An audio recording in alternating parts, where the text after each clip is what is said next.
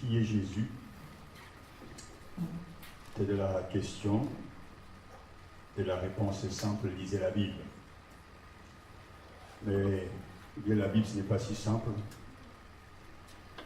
C'est le livre le plus vendu au monde, le plus célèbre, mais sans doute aussi le moins compris, peut-être aussi, on pourra dire, de ceux qui, en tout cas, possèdent une copie. Mais nous avons prié, je crois que Dieu a exaucé nos prières, parce que, comme nous l'avons dit, que notre foi ou notre absence de foi en Jésus-Christ dépend essentiellement de la réponse que chacun d'entre nous donne à cette question: qui est Jésus-Christ? Alors cette question a été posée d'abord aux disciples, et nous savons qu'il y a plusieurs réponses. Certains pensaient que Jésus était un grand prophète, d'autres pensaient que c'était Élie, etc. Et Jésus s'est donc adressé à ses propres disciples pour leur poser la question: et vous qui dites-vous que je suis, vous mes proches, vous qui êtes à mes côtés, vous qui avez cheminé avec moi pendant ces quelques mois, et vous qui dites-vous que je suis? Et nous savons que Pierre avait répondu que tu es le Christ, le Fils de Dieu vivant. Et Jésus lui dira: tu es heureux, Simon, fils de Jonas, car ce n'est pas la chair et le sang qui t'ont révélé ces choses, mais c'est mon Père qui est dans les cieux. Donc nous avons bien sûr dans cette déclaration, cette réponse du Seigneur Jésus, la vraie dimension de la vie spirituelle, pour que nous puissions comprendre qui est Jésus. Je parle de Jésus qui est non seulement historique, le Jésus historique est accepté de tous, parce que nous savons aujourd'hui que Jésus a réellement existé, que les historiens sont d'accord pour affirmer, attester, les preuves sont là que Jésus a réellement existé. Donc ça, c'est le Jésus historique. Mais pour nous, le Jésus historique a aussi une dimension spirituelle. Le Jésus historique est réellement le Fils de Dieu, en qui nous croyons, et cette dimension spirituelle ne peut être reconnue, acceptée que lorsque Dieu montre Jésus à son peuple. C'est de ce que le Saint-Esprit illumine les yeux de nos cœurs pour comprendre Jésus. Et c'est pour ça que nous avons besoin des Écritures. Alors je sais bien que la Bible est une grande bibliothèque de 66 livres, et qu'il serait peut-être mieux avec le temps se dire: voilà, quand je lis la Bible, je dois nourrir mon âme, je dois m'enrichir, je dois apprendre à mieux prier, je dois apprendre à mieux louer le Seigneur, et tout ça, c'est vrai, et on pourra donc aller dans ce sens dans plusieurs textes. Mais ce n'est pas simplement lire la Bible pour apprendre à prier ou à louer le Seigneur, tout ça c'est vrai, mais il y a aussi des passages de la parole de Dieu qui sont en fait des instructions où nous avons besoin de nous informer afin d'atteindre un objectif particulier. D'abord, il faut savoir que lorsqu'on lit la Bible selon 2 Timothée 3,16, que toute écriture inspirée de Dieu est utile pour que l'homme de Dieu soit accompli pour toute œuvre bonne. Donc on voit bien que toute écriture, donc les 66 livres que nous avons, sont utiles pour que l'homme de Dieu soit accompli bien, perfectionné pour accomplir toute œuvre bonne. Mais quel est le point le plus important lorsqu'on lit la Bible? Est-ce que parce qu'il y a cette notion que dans les églises que nous avons, on dit voilà, on lit la Bible, faut lire la Bible parce que c'est la nourriture de ton âme, faut lire la Bible parce que la Bible parle de Jésus. Donc on rentre dans une répétition, dans une forme de systématisation de lecture biblique, sans pour autant réaliser le but fondamental, le but le plus important de l'application de l'Écriture, parce que de 2 Timothée 3,16 dit que toute écriture est inspirée de Dieu et utile. Et utile pour que l'homme de Dieu, donc la femme de Dieu y compris, c'est-à-dire l'homme de Dieu, ce n'est pas seulement les pasteurs, mais tous ceux qui sont en communion avec le Seigneur sont des hommes et des femmes de Dieu. Pour que justement il soit utile pour toute œuvre bonne. Mais la première application que nous devons garder en mémoire quand nous lisons la Bible, c'est laquelle? Comprendre qui est Jésus-Christ pour aboutir à quoi? Il y a des moyens.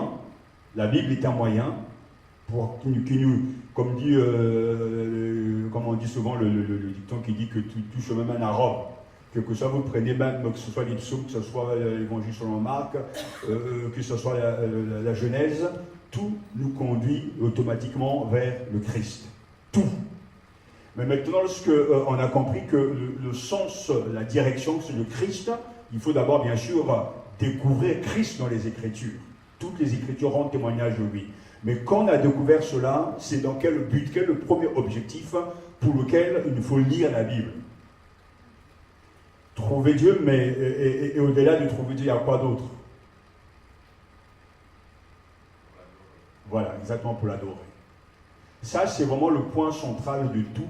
C'est-à-dire que, aussi bien que lorsqu'on sera informé concernant qui est Jésus, sa personne, ses œuvres, que l'on soit informé en lisant même, par exemple, le premier chapitre de la Genèse, ou bien un psaume, le psaume 23, et que même si dans ces psaumes, on ne voit pas le nom de Christ, tout converge, tout nous oriente vers la personne de Jésus.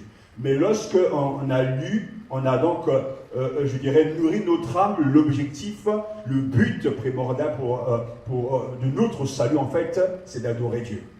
Donc, ça dit que plus nous comprenons les Écritures, donc plus nous comprenons le Christ, et mieux nous l'adorons. Et ça, c'est vraiment le premier point le plus important, parce que quelque part, lorsqu'on on prend n'importe quel texte, que ce soit le psaume 23, ou bien le psaume 1, ou bien Lévitique 16, tout est fait pour que nous puissions mieux connaître le Seigneur, pour mieux l'adorer. Et c'est pour ça que je veux que vous puissiez vous penser comme un puzzle, où nous avons plusieurs pièces qui, au fur et à mesure des siècles, Dieu nous donne des pièces qui, à la fin, constituent la personne de Jésus. C'est-à-dire aussi bien que le premier chapitre de la Genèse jusqu'à l'Apocalypse, le dernier chapitre 22, tout est fait pour que lorsqu'on regarde l'œuvre achevée de Dieu, on y voit un seul tableau, une seule figure, c'est le Christ. Donc il ne faut pas du tout lire la Bible de manière isolée. Je prends un chapitre ici, sans savoir que ce chapitre fait partie d'un tout. Même si le chapitre doit être lu dans son contexte, je peux prendre Genèse chapitre 1, je veux le lire, qu'au commencement Dieu créa le ciel et la terre, d'accord, mais quel est l'objectif dans le plan général de Dieu? Donc bien sûr, ce chapitre va nous révéler que Dieu est le créateur de toutes choses, mais on arrive toujours, lorsqu'on lit les chapitres à la fin, que toute la création trouve son accomplissement en Jésus. Donc en fait, tout nous oriente vers lui, et c'est pour ça que, avant, comme on le dit, avant de voir l'arbre, il faut d'abord voir la forêt. Et c'est très important, il faut avoir une vision globale de la Bible. La Bible parle de Jésus. Ce n'est même pas que la Bible parle de Dieu ou la Bible parle du Saint-Esprit. La Bible est centrée sur Jésus et chaque chapitre nous oriente vers lui. C'est pour ça que maintenant, quand je vous disais qu'on peut prendre un chapitre où on dira ça ne m'instruit pas, ça ne me dit rien, c'est difficile, c'est un chapitre difficile. Vous savez que j'ai l'habitude, là on arrive pratiquement, je suis en avance, chaque année je lis 2 fois le Nouveau Testament et chaque année je lis 1 fois l'Ancien Testament. Et j'arrive toujours aux mêmes conclusions que plus je lis, et chaque année je change de version pour ne pas tomber dans l'habitude de lire dans la même version, pour voir les nuances, parce que chaque version nous donne des nuances que l'autre n'a pas. Mais à chaque fois j'arrive dans des chapitres que je pensais connaître, je me rends compte que je ne les connais pas toujours, et je me rends compte qu'il y a des chapitres qui sont tellement de fois, je dis ça, je ne sais pas à quoi ça sert. Surtout dans les livres des rois, les livres des chroniques, c'est des livres historiques.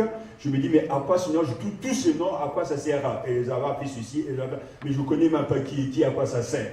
Mais en fait, ces chapitres, dans le canon entier, c'est-à-dire ce qu'on appelle toute la Bible, ça a un sens.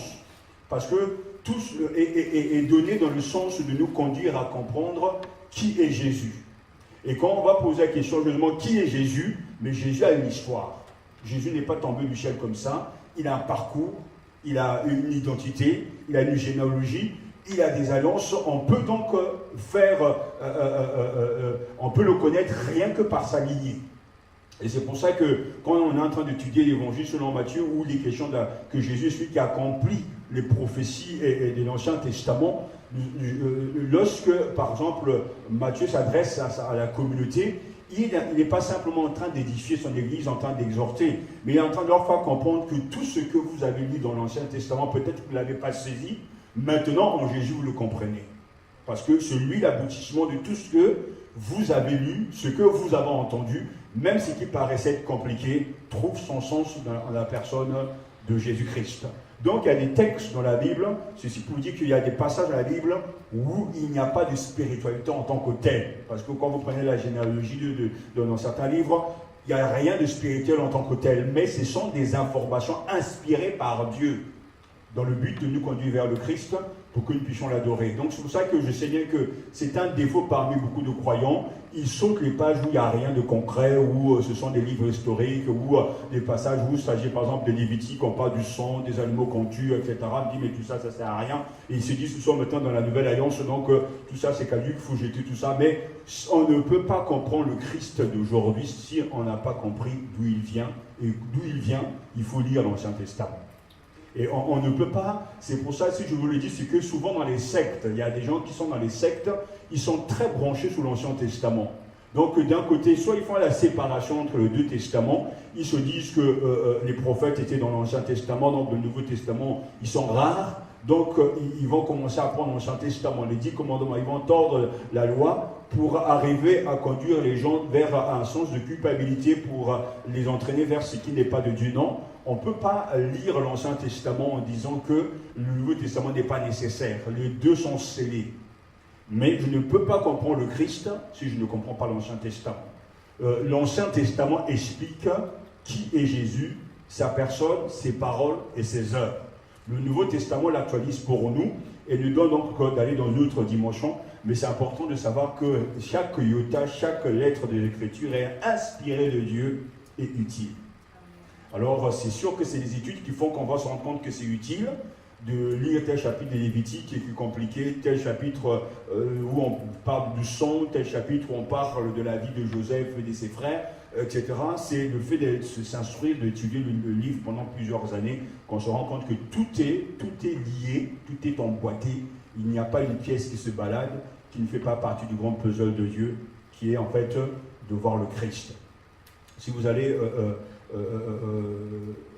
aux États-Unis ou à Washington, vous verrez bien que quand vous rentrez dans, vous voyez la statue Abraham Lincoln, ça dit que quand vous êtes prêt, vous ne pouvez pas voir tout autour les inscriptions justement comment on appelle ça, des articles de la Constitution des États-Unis, mais plus vous reculez, plus vous êtes loin, vous voyez très bien tout cela apparaître. Ça dit qu'il y a un jeu visuel. Et spirituellement, plus vous êtes prêt et vous voyez qu'un passage qui vous embête, mais il faut prendre les choses avec beaucoup de recul pour vous rendre compte que tout ça fait partie d'un tout. C'est comme quelqu'un qui prend l'avion, quand vous décollez, peut-être vous prenez l'avion à l'aéroport Charles de Gaulle, vous voyez des détails, des petites choses, vous voyez l'aéroport, mais plus vous montez en hauteur, vous avez une vision globale, générale, vous voyez que la Terre finalement c'est pas grand-chose, que finalement la France n'est rien, parce qu'à côté de la France, il y a d'autres pays, etc., etc. Et plus vous montez, les astronautes, bon, on n'a pas l'occasion, mais plus vous montez, vous vous rendez compte que la Terre n'est finalement pas grand-chose. Parce qu'on a une vision globale, générale. Et c'est cette manière aussi qu'il faut lire la Bible. Il y a une vision globale. Et l'aboutissement, s'il faut voir le Christ dans toute sa personne. Et ça, c'est très important. Et c'est pour ça que lorsqu'on est en train en posant la question, qui est Jésus, quelle est la figure de Jésus selon Matthieu, on a pu donc définir que cette figure, c'est Christ et l'accomplissement de l'Écriture, parce que Matthieu écrit pour les Juifs, et pour les Juifs, Jésus est celui donc qui accomplit toutes les prophéties. Et on va donc aller dans ce sens encore ce soir, mais c'est important de rappeler que ça vaut le coup d'attendre, parce que chez Matthieu, il a fallu attendre tant de siècles pour voir les prophéties de l'Ancien Testament s'accomplir. Et maintenant, j'espère que vous êtes au clair sur cette notion de prophétie, parce que ce que Dieu a annoncé, maintenant, s'est accompli en Jésus-Christ. Jésus-Christ est donc l'accomplissement de l'Écriture, à la fois l'accomplissement et l'aboutissement de ces prophéties de l'Ancien Testament. Donc 1500 ans concernant le Messie, où tout a été annoncé et tout s'est réalisé en Jésus. Il y a donc ceux qui ont prophétisé ces choses, et comme nous le voyons avec la parabole du sémeur dans Matthieu 13, et que versets 10 à 17, le Seigneur dit bien que vous êtes heureux parce que ce que vous voyez, c'est ce que les prophètes ont voulu voir que vous voyez. Ce qui a été annoncé, c'est ce que vous voyez, et que ceux qui les ont annoncés n'ont pas vu. Au point même que dans 1 Pierre, il est dit que certains anges ont voulu plonger leur regard dans ce qui a été annoncé parce que le privilège de connaître le Christ est pour nous qui sommes en bout de chemin, en bout de course, on peut parler comme ça. Et ce privilège a commencé au moment où Jésus est venu sur cette terre, parce qu'en venant sur cette terre, Jésus va donc accomplir tout ce qui a été annoncé dans l'Ancien Testament, mais en même donc il va être on lui va s'accomplir les choses, mais il va être aussi l'aboutissement de ce qui est annoncé. En même temps, il y aura aussi une rupture, parce que Jésus, en venant sur cette terre, a accompli les prophéties. Il est l'objet de ces prophéties et de ces promesses. En même temps, une ère nouvelle commence. Et cette ère nouvelle commence au moment où Jésus viendra. Pour vous dire que, par exemple, je prends le thème favori qui est en fait comme en filigrane justement dans l'Ancien Testament, le royaume de Dieu arrive. Il est là, on en parle, mais on ne le voit pas encore. Jésus arrive et les premiers, en tout cas le message qu'on lui reconnaît qu'il va prêcher, c'est que le temps est arrivé, le temps est accompli, le royaume de Dieu s'est approché. Il est là. Convertissez-vous et croyez en la bonne nouvelle. Donc quand il est en train de parler, voyons Jésus en train de s'adresser à la foule, ce que vous espériez tant, ce dont vous soupirez, finalement c'est arrivé, c'est moi. En moi, vous pouvez donc voir l'aboutissement et le commencement d'une ère nouvelle. C'est dans ce sens que lorsque nous, chrétiens, nous comprenons que Jésus est l'accomplissement et l'aboutissement de tout ce que l'Ancien Testament a annoncé, cela doit nous faire comprendre que l'Ancien Testament est reconnu comme une parole d'autorité parce que les choses se sont accomplies. Donc ce n'est plus du tout un livre passé ni difficile, même s'il y a des passages difficiles pour nous, mais nous savons que le Christ que nous pouvons adorer est celui qui a accompli parfaitement ce qui avait été annoncé par le prophète dans l'Ancien Testament. Et c'est pour ça que l'autorité de Jésus repose justement sur la parole que Dieu a prononcée et qui s'est accomplie. Et dans ce sens que lorsqu'il va parler, Jésus, il ne va pas dire qu'il a été dit en mon sujet, il dit non, il est écrit. Il est écrit. Donc son autorité repose sur le fait que c'est annoncé, ça a été prophétisé, maintenant c'est accompli. Et ça doit être un sujet donc d'adoration pour le chrétien, mais surtout, il faut savoir que dans la pratique, la communauté à laquelle justement Matthieu est en train de s'adresser et qui cherche, qui attend, et une communauté qui a attendu pendant tant d'années, certains sont déjà morts, ils sont là en train d'attendre la venue du Messie, et le Messie vient, se présente. Il n'est pas comme, c'est là où on voit bien qu'il y a une différence entre le fait d'entendre la parole de Dieu, comprendre cette parole, parce que le gros problème qui existait au temps de Jésus, comme il existe dans notre temps, les gens entendent bien l'évangile, les gens entendent bien la proclamation du message au royaume des cieux, mais ils ne comprennent pas. Et pourquoi justement les Juifs ont rejeté le Christ? C'est parce qu'ils n'ont pas compris que Jésus qui prétend être réellement le Messie, le fils d'Abraham, et plutôt fils de David, et le fils d'Abraham aussi, est réellement celui qui a été annoncé. Et c'est tout l'enjeu du Nouveau Testament, c'est toute la clé de la vie chrétienne, mais ce Jésus, celui qui se prétend être Jésus, est-il réellement le vrai Messie, le vrai Christ? Alors tout le monde pourra dire oui parce que je l'ai appris au catéchisme. Certains pourront dire oui, je l'ai appris parce que mes parents sont chrétiens, mais là, ils m'en ont parlé. Mais il n'y a que le chrétien qui pourra dire je le sais, je le crois, car Dieu me l'a révélé. Et cette information, je l'ai eue grâce aux Écritures, mais Dieu a pris cette information et puis m'a révélé le Christ en moi. Et c'est pour ça que c'est pour nous, nous sommes en train de regarder un Christ qui est vivant, qui, parce qu'on a tout le détail du plan de Dieu. Nous savons aujourd'hui que le Christ dont nous parlons n'est plus un Christ dont on attend qu'il soit crucifié et ressuscité. Non, ça c'était la communauté au temps où Jésus prêche. Il prêche à une foule qui n'a pas expérimenté sa mort ni sa résurrection, mais qui va l'expérimenter plus tard. Nous sommes en train de regarder derrière. Et nous sommes en train de regarder et écouter les paroles de Jésus. Tout est accompli.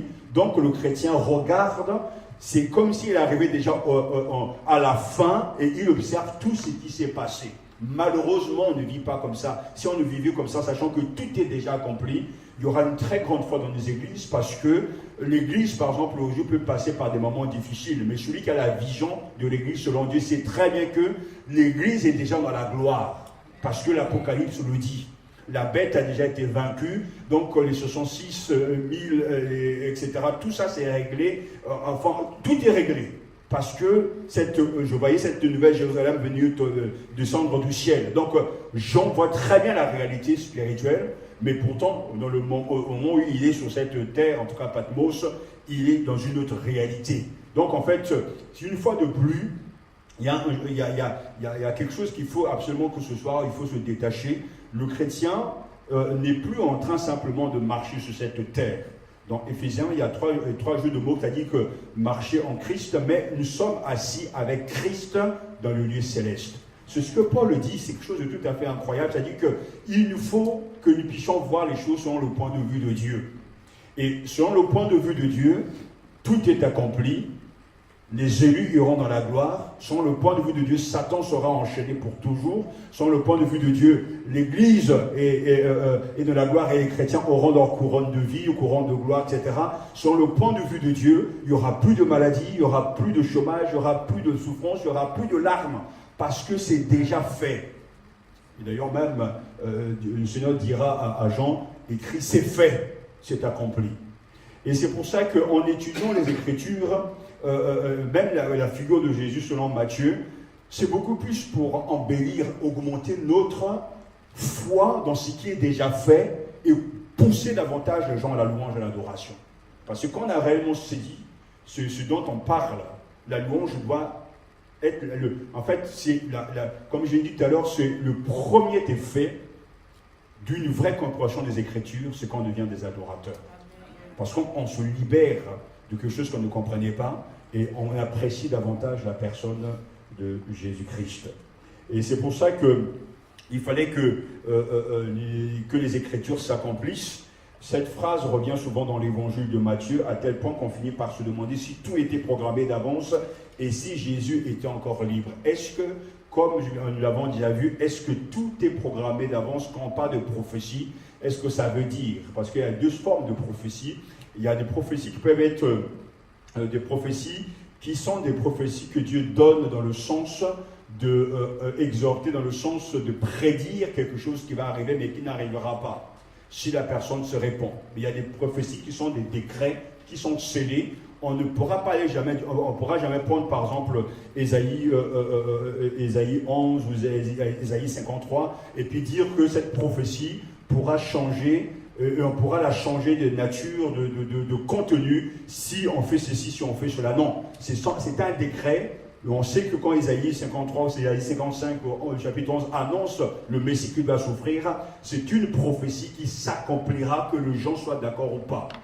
Parce que c'est une prophétie, je ne veux pas utiliser le mot théologie, mais c'est une prophétie en fait c'est un décret divin. Le Messie, l'agneau de Dieu doit souffrir, être crucifié, et ensuite il va ressusciter. Donc ça ne changera rien, ça doit arriver, et ça arrivera toujours.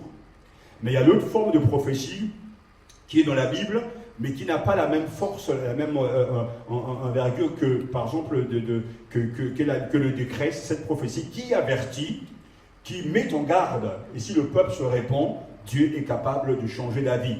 Mais ça ne veut pas dire qu'en changeant d'avis que Dieu se contredit. Non, parce qu'il veut gagner ses âmes. Quand par exemple Dieu va envoyer Jonas à Ninive, il savait très bien qu'en l'envoyant là-bas, il voulait sauver un peuple. Et que le message qui sera annoncé, ce peuple pourra donc en même temps changer de direction, revenir à Dieu, et Dieu va changer d'avis. Donc Dieu ne se trompe pas parce qu'il voulait sauver absolument ses peuples.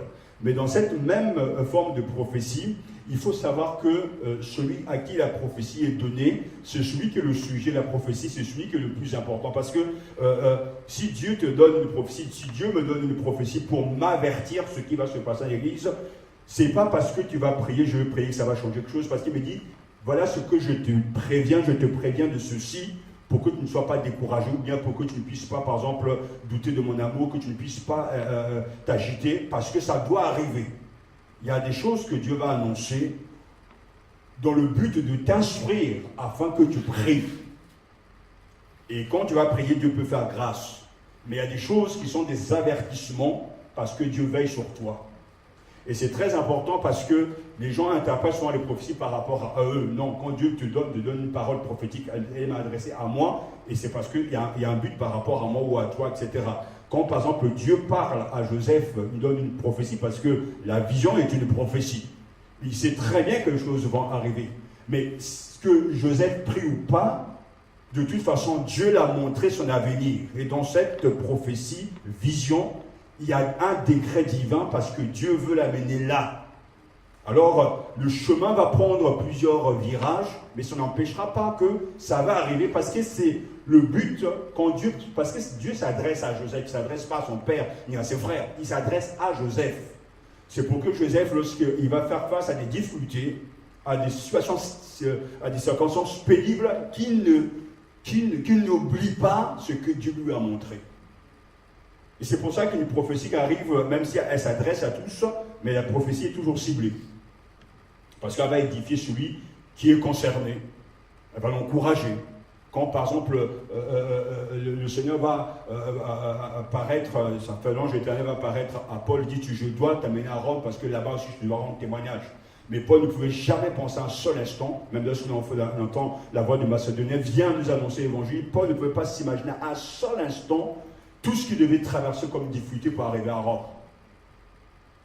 On le voit bien qu'il passe de cours de justice en cours de justice, n'arrête pas, on l'oublie, on le met dans un cachot, on le ramène, il va prendre le navire et le navire va chavirer, il va se retrouver. Mais dès le début, il dit que même aux matelots qui sont des espantés, l'ange éternel que je sers m'a dit que je dois arriver à Rome, donc aucun de vous ne pourra se perdre.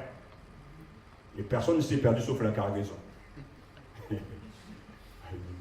Parce que c'est une parole prophétique qui était pour Paul et pas pour les autres.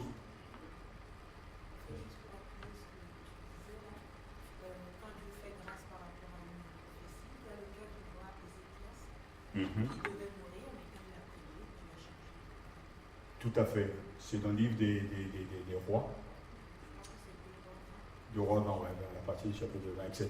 Ézéchiel, justement, avait prié parce que le prophète est venu le voir, parce qu'il s'est repenti, Dieu lui a fait grâce, il lui a rajouté même, je crois, 13 ans de vie, je crois.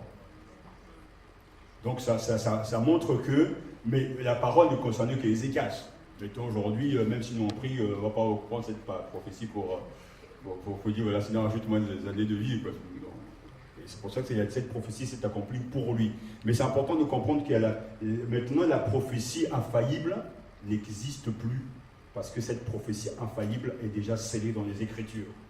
Aujourd'hui, ça n'existe plus, mais le ministère des prophètes et la prophétie peuvent exister dans le sens que je viens de l'expliquer. C'est très important parce que plusieurs fois des questions justement d'accomplissement dans l'évangile selon Matthieu, et Matthieu utilise une douzaine de fois une formule de ce genre. Cela arriva pour que s'accomplit littéralement, pour que soit remplie la parole du Seigneur prononcée par le prophète. Suit alors une phrase tirée de l'Ancien Testament. Et j'ajoute justement qu'il y a la formule d'introduction. La formule d'introduction comporte 3 éléments constants parce que à chaque fois, nous l'avons vu dans les références, dans les citations, Jésus est l'accomplissement des prophéties de l'Ancien Testament. Jésus est l'aboutissement de tout ce qui a été annoncé. Et à chaque fois, le verbe qui est employé, c'est toujours le verbe accomplir. Et toujours au passif, c'est très important parce que en grec, quand c'est le passif, ce n'est pas Jésus qui accomplit, mais Jésus est le bénéficiaire de ce qui est accompli. C'est-à-dire, c'est Dieu accomplit la prophétie concernant Jésus. Et c'est très important de savoir que c'est toujours le verbe passif et c'est flagrant. Matthieu, par exemple, désigne le passage cité par la formule, c'est qui avait été dit. C'est-à-dire en grec, c'est qui avait été dit. Donc, qui l'avait dit?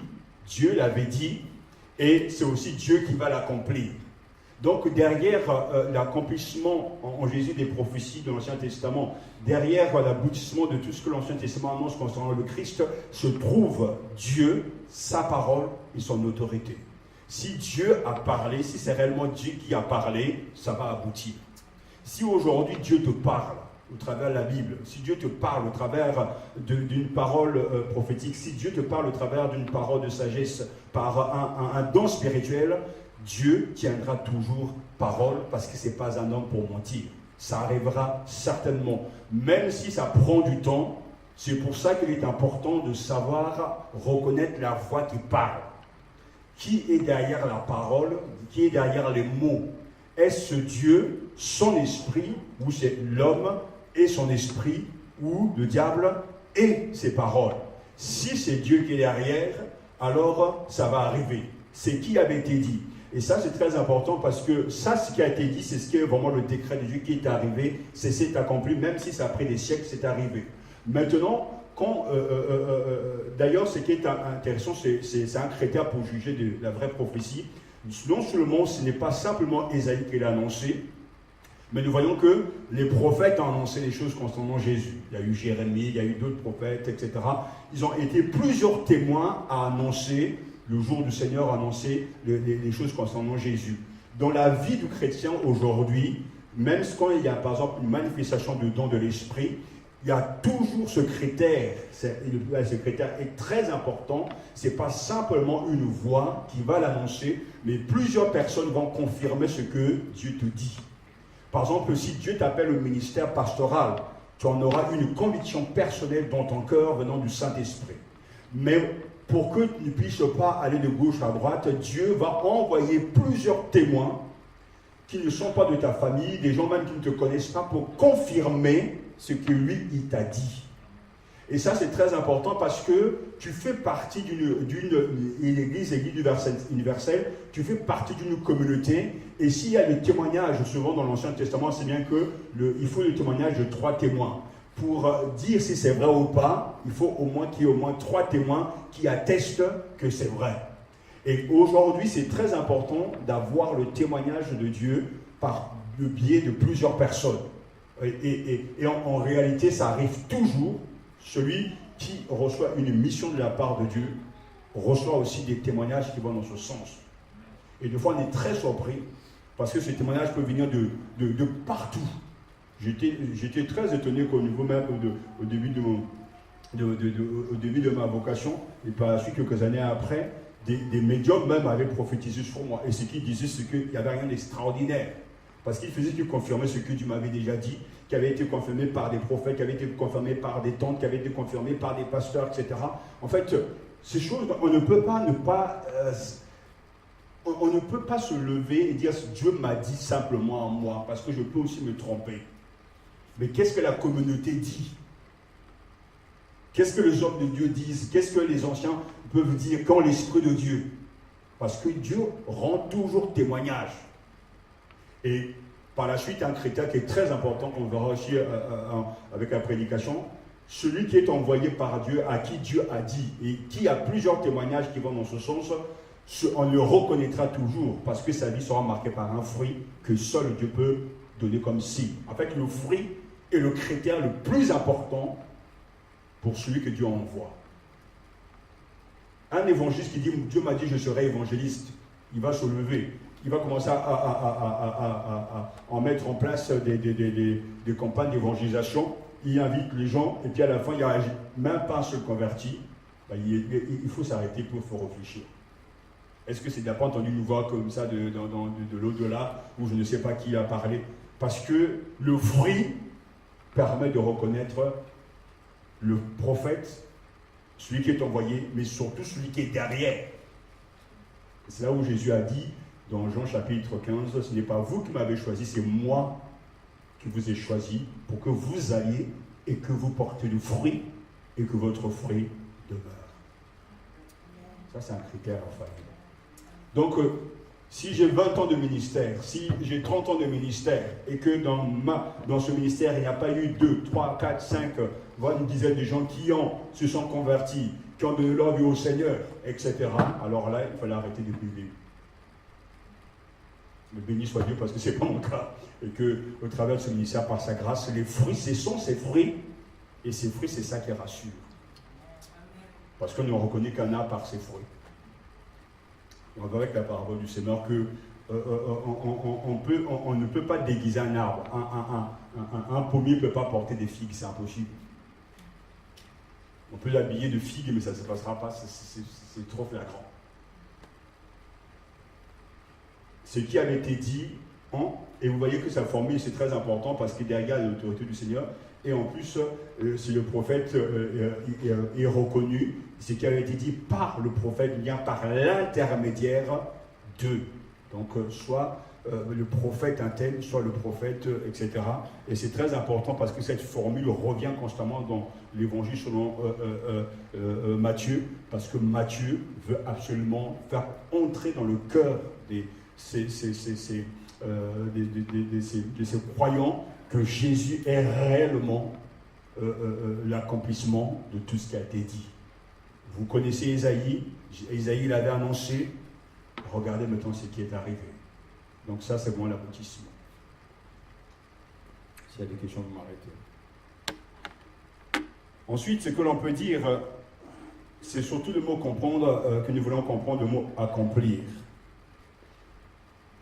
Accomplir comporte à la fois, comme je l'ai dit, continuité et rupture, prolongement et décalage.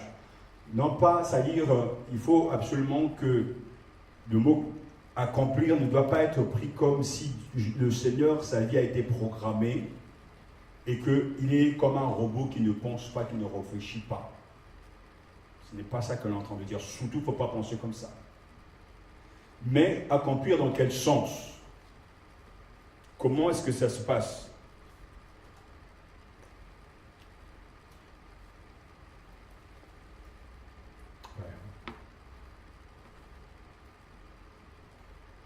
Accomplir dans quel sens? D'abord, il faut comprendre justement ce verbe accomplir. On peut se poser la question et écarter tout de suite que la vie de Jésus n'était pas une vie programmée. Dans quel sens? Que Jésus n'était pas un robot. Quelles sont les preuves que Jésus n'était pas un robot?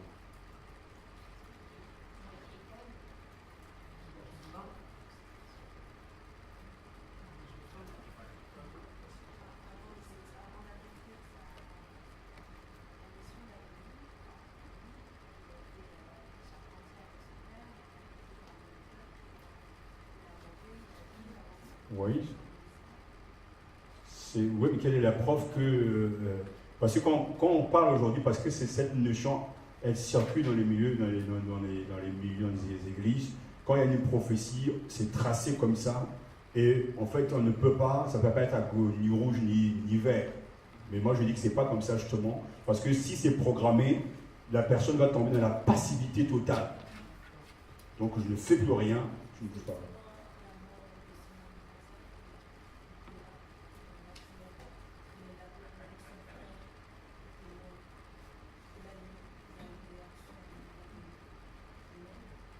Oui, ça fait partie des réactions humaines, justement, que la preuve que la vie de Jésus n'était pas programmée et que Jésus était conscient et responsable, il pouvait ou ne pas faire ce qui était écrit. Parce que ça, c'est très important, ça.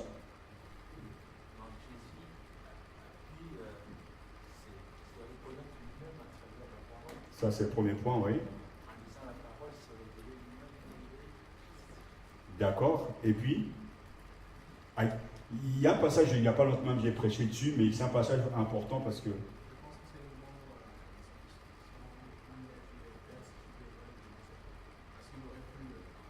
Voilà, c'est à Gethsemane, c'est pas moi la crucifixion, mais à Gethsemane, quand Jésus se bat avec la volonté du Père, on voit bien que, même si Jésus, lorsqu'il va, dans Luc chapitre 4, il va ouvrir le rouleau du prophète, qui va lire, dit, tout ceci s'est accompli maintenant. Quand il arrive à Gethsemane, Jésus, sachant que pourtant il avait accepté qu'il devait mourir pour le salut des hommes, mais combat, lutte intérieurement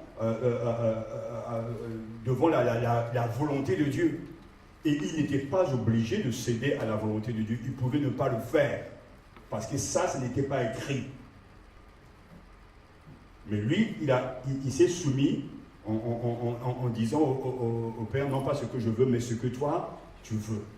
Parce que c'est la même difficulté que souvent vous avez avec l'élection, parce que les gens disent, mais si ces élections ils sont déjà élus, il n'y a rien à faire, on appuie sur un bouton et puis c'est parti en pilotage automatique.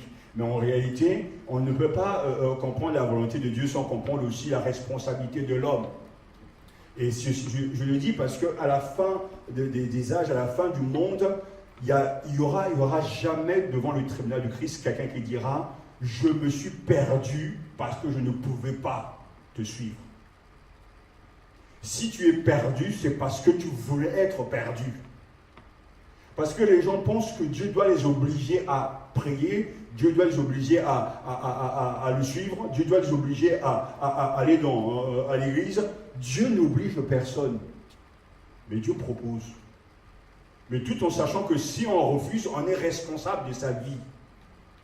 Et c'est un point très important parce que ce n'est pas parce que ça a été dit qu'automatiquement ça va arriver. Si c'est un décret divin, mais comme les décrets divins c'est déjà fait, on n'est plus dans ces décrets divins. Mais le salut est proposé, l'évangile est annoncé, l'homme peut s'endurcir comme l'homme peut croire. On peut prendre sa croix ou on peut ne pas prendre sa croix. Ça dit qu'aujourd'hui, tout le monde est responsable de la réussite de sa vie spirituelle. On ne pourra pas mettre tout ça, l'échec, sur le dos de Satan, même si Satan existe, même les circonstances difficiles existent, mais je décide de servir Dieu. Je décide de marcher avec Dieu. Je décide de venir à l'église. Si vous êtes là ce soir, c'est parce que vous avez décidé de venir. Les circonstances peuvent aussi vous empêcher, la fatigue, la maladie, je ne sais pas, les bouchons, etc. Mais vous avez décidé de venir. Ce n'est pas qu'une main spirituelle venait derrière vous pour vous dire tu dois aller. Mais comme vous avez compris qu'il faut venir à l'étude biblique, que vous avez décidé de le faire, automatiquement, comme vous le faites, et ça c'est un point très important parce que j'ai abordé le premier point sur Satan qui vient voler la parole. Mais il y a des choses que les gens oublient. Même Satan, avec toute sa puissance, toute sa force, et tous ses démons, ne peuvent jamais arrêter celui qui décide de faire. Il va mettre des résistances, il va mettre des pièges, mais si je décide de suivre le Christ, Satan n'a même pas le pouvoir de m'arrêter. Son pouvoir, lui, c'est de m'empêcher de le faire de tout mon cœur. Son pouvoir, c'est de me décourager, mais il ne pourra jamais m'empêcher de suivre le Christ. Comme il ne va jamais m'empêcher de prier, de louer le Seigneur, de lire la Bible, de lire ma dîme, d'évangéliser. Il ne peut pas le faire, mais il a le pouvoir. Quand la parole est entendue et que la parole ne pénètre pas le cœur, il a le pouvoir de ravir ce qui a été ensemencé. Il a ce pouvoir-là. Donc, il faudra absolument que les gens soient délivrés une bonne fois pour toutes que c'est plus fort que moi, Satan est plus fort que moi, les démons sont derrière moi, et la malchance me poursuit. Non. Ça, c'est la culture païenne, ça. Le chrétien, en Christ, c'est une nouvelle création et il se lève en Jésus avec la force. Parce que ne donnez pas à Satan un pouvoir qu'il n'a pas. Si vous lui donnez ce pouvoir, ça veut dire qu'il est au-dessus. Et il a les moyens de tuer quelqu'un, comme il a le moyen aussi d'arrêter le Christ. Mais Jésus, dans le désert, dit, mais tu n'as rien contre moi. Parce que le but de Satan, c'est de proposer, je te donnerai tous les royaumes du monde, si tu te prosternes devant moi, etc. Dit, mais oui, mais arrière de moi, Satan, mais tu n'as rien contre moi. Ça dit que je ne te donne pas les clés de ma vie. Et moi, je prends toujours cet exemple parce que cet exemple est simple et parlant, pour que par exemple, même pour venir ici dans ce lieu, bon, j'avais les clés, j'ai ouvert, et c'est pour ça que nous sommes là et que nous avons notre rayon. Pour que je vienne chez vous, si vous ne m'invitez pas, que vous n'ouvrez pas la porte de chez vous, ben je ne pourrai pas y venir. Ça dit que ce n'est pas celui qui est invité qui a le pouvoir, c'est celui qui invite. Et dans la vie chrétienne, le cœur de l'homme est comme aussi une maison. Si j'invite chez moi le Christ à venir, c'est parce que je lui donne l'autorisation d'entrer chez moi. Mais si je ne veux pas aussi qu'un ennemi, un voleur entre chez moi, mais je lui dis non, et le voleur va vouloir défoncer la porte, etc. Mais il ne pourra pas passer parce que je vais refuser la porte de mon cœur. Soyez simple dans la vie chrétienne parce que tout se passe comme ça. Ce n'est pas compliqué, celui qui complique les choses. Oui, mais j'arrive pas à prier. Oui, j'arrive pas à aller à Dieu. J'arrive pas à pardonner. J'arrive pas à avoir des mauvaises pensées. Satan m'attaque. Satan t'envoie des suggestions. Il te propose de mauvaises pensées, tu n'es pas obligé de les prendre. C'est comme, j'avais dit dans une étude biblique, apparemment, on dit, mais on ne peut pas empêcher les oiseaux du ciel de voler au-dessus de nos têtes. mais on peut les empêcher de faire leur nid sur notre tête. C'est pareil avec toutes choses. Les mauvaises pensées, les choses, etc. Il y aura toujours des choses, etc. Mais je ne suis pas obligé d'y aller. S'il y a la pluie, comme c'est ma la pluie, qu'est-ce que tu fais pour ne pas te mouiller? Tu prends un parapluie. Tu ne vas pas dire, oh, pluie, arrête-toi, je passe, je vais au travail. Non, mais tu prends ton parapluie, c'est aussi simple que ça. Parce que sinon, tout le monde va te déplacer la pluie, un petit peu de pluie là, un petit peu de pluie. Tu te fais comment une voix sans pluie, quoi. Mais si chacun fait pareil, la pluie va être comme ça, il va aller dans tous les sens.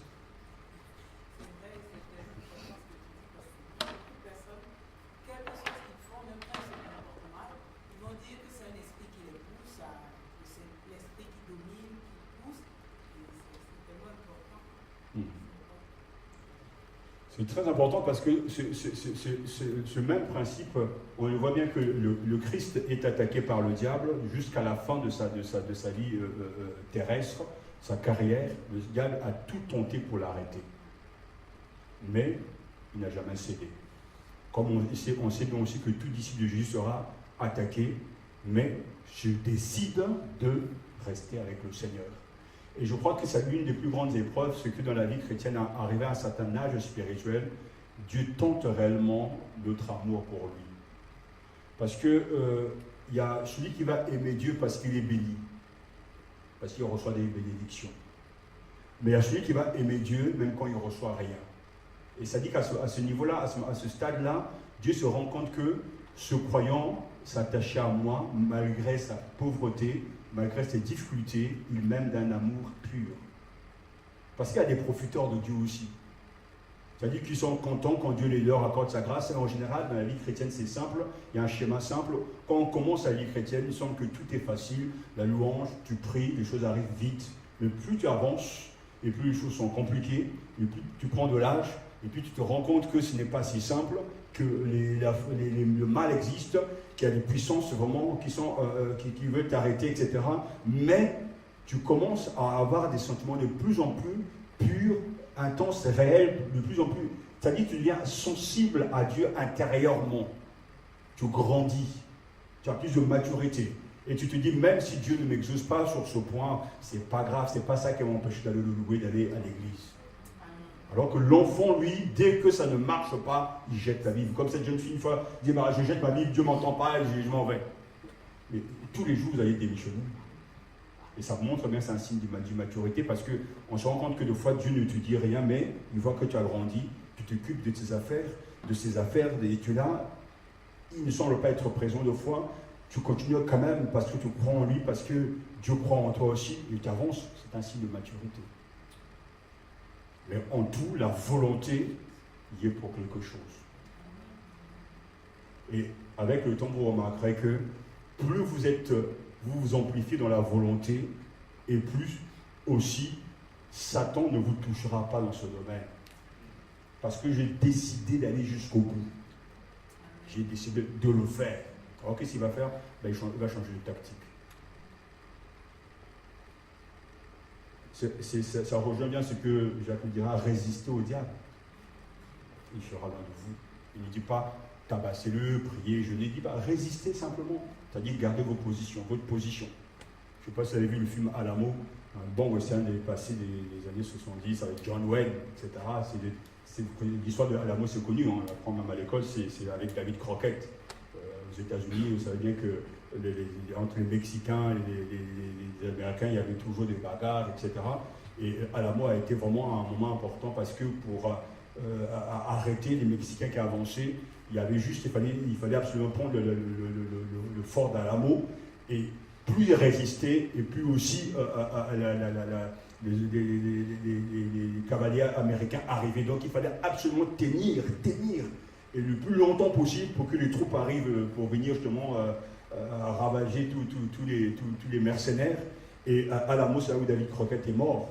Et ils ont résisté jusqu'à la mort. Tout le monde a été tué, mais ils savaient qu'en restant dans ce fort, c'était la fin de leur vie. Parce qu'ils étaient peu nombreux. Je pense, je me souviens, je crois que c'était 400 soldats, avec quelques Indiens, etc. Et puis David Crockett qui était là. Et ils savaient très bien que leur objectif, c'était de résister, de tenir le plus longtemps possible, et de freiner donc l'avancée des mercenaires pour que les troupes américaines arrivent. Et ils ont résisté toujours. Dès qu'un même sans pied, ils se bagarraient, ils résistaient. Et à la moitié, ils tombaient. Mais pourtant, les troupes sont arrivées au bon moment. Et puis, les Américains ont gagné la guerre. C'est un fait historique. Hein. C'est sérieux. J'aime bien cette image parce que dans la vie chrétienne, il faut résister. Il faut garder sa position. Et parce que nous, on n'a pas la troupe est déjà là. De toute façon, les terrains sont déjà là. Mais il faut résister. Non, je veux continuer à croire. Je veux continuer à aller à l'église. Je veux continuer à donner ma dîme. Je veux continuer, etc. Et Satan dit, bon, lui me fatigue, je m'en vais voir ailleurs. Donc, c'est important de savoir que accomplir ici, ce n'est pas le fait que Jésus entrait dans quelque chose qui l'oblige à faire ce qu'il a à faire. Non, la volonté de l'homme est libre. S'il y a bien un élément du libre arbitre qu'on appelle le libre arbitre, s'il y a bien un élément que Dieu respecte, tout ce qu'a créé l'être humain, c'est le respect de libre arbitre. Il y a beaucoup de gens aujourd'hui qui insultent Dieu, Dieu ne les frappe pas, il ne les châtie pas. La décision des uns et des autres est dans nos mains. Mais ça ne veut pas dire que lorsqu'on sera au ciel, on pourra dire, mais j'ai su au ciel parce que j'ai fait ceci, je fais cela. Non, la grâce de Dieu t'est apparue. Soit tu as accepté cette grâce, et les deux font une force puissante, toi. Mais c'est toujours Dieu qui sera glorifié. Donc, quand on parle d'accomplir, ce n'est pas un programme décidé d'avance qu'il faut absolument chaque matin ouvrir une page, dire voilà, c'est écrit aujourd'hui, je dois aller manger dans tel restaurant, je dois parler à un tel. C'est pas ça. C'est que même dans ce programme, le Seigneur est libre, mais en même temps, il faut savoir que ça s'accomplit parce que une chose arrive après l'autre. Ça, c'est très bien. C'est-à-dire que c'est annoncé, le temps des juges est arrivé, après les temps des prophètes, mais une chose arrive et à la fin, ce qu'on a tellement annoncé, dont on a entendu parler, est maintenant là. Donc c'est pas programmé, il y a aussi la responsabilité de l'être humain. C'est pour ça que c'est dire accompli comporte à la fois continuité parce que et rupture. Ça a commencé dans l'Ancien Testament avec Abraham, etc. Même ça s'accomplit en Jésus. En même temps, ça s'arrête là. Et en même temps aussi, l'Église commence, mais la nouvelle Église. Et la rupture, elle est où? Parce que quand Dieu va appeler Abraham, et qu'il va commencer donc la nouvelle région du monothéisme, arrivé dans le Nouveau Testament, il y a une rupture. L'Église, ce n'est pas simplement les Juifs, parce qu'en ce temps, quand Dieu appelle Abraham, il appelle les Juifs. Mais dans le Nouveau Testament, je suis devenu un Juif spirituel, comme vous, les chrétiens, vous êtes des Juifs spirituels. Donc il y a eu continuité, mais il y a eu aussi rupture.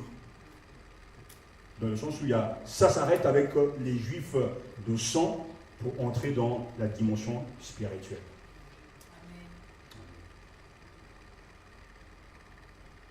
Et il y a ces trois textes, justement, dans tes questions, accompli en quoi, accompli comment. Et Jésus est celui en qui s'accomplissent les prophéties. Jésus est celui qui accomplit la loi par rapport à ces trois textes. Et Jésus est l'accomplissement d'Israël. Et on le voit bien, parce que dans l'interprétation, même, il suffit de prendre l'évangile selon Matthieu, nous savons que l'histoire d'Israël, je prends juste cet exemple pour vous dire que Jésus est l'accomplissement d'Israël. Israël a été appelé où? Il est sorti d'Égypte pour aller justement vers la terre promise et il va traverser quoi? Le désert. Où commence Jésus selon Matthieu? Quand il est appelé, baptisé du Saint-Esprit, le Saint-Esprit l'envoie où?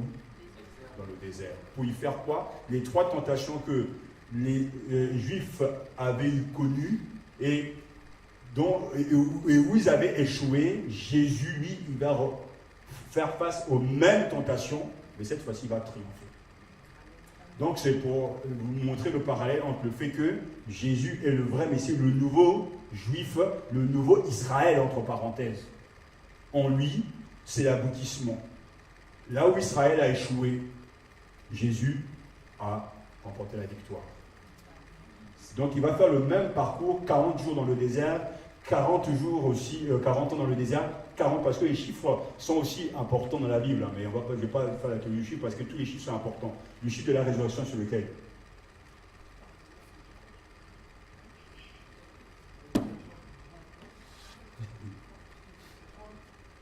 Le chiffre de la résurrection. Bon. Le chiffre de la perfection. Donc le jour de la résurrection.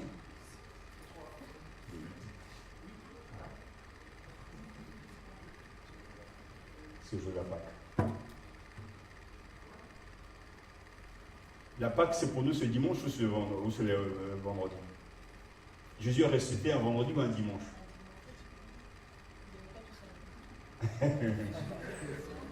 Bon, ok, bref. Les chiffres sont importants, mais de toute façon, quelle en soit la personne, c'est 7. Vous verrez bien que tous ces chiffres sont dans la Bible. Et d'ailleurs, le 8, vous le trouverez dans le livre de 1 Pierre, concernant la résurrection, quand il fait le parallèle entre Noé. Voilà, donc je donne une 10. Pourquoi je dis ça? C'est que. Je ne peux pas tomber.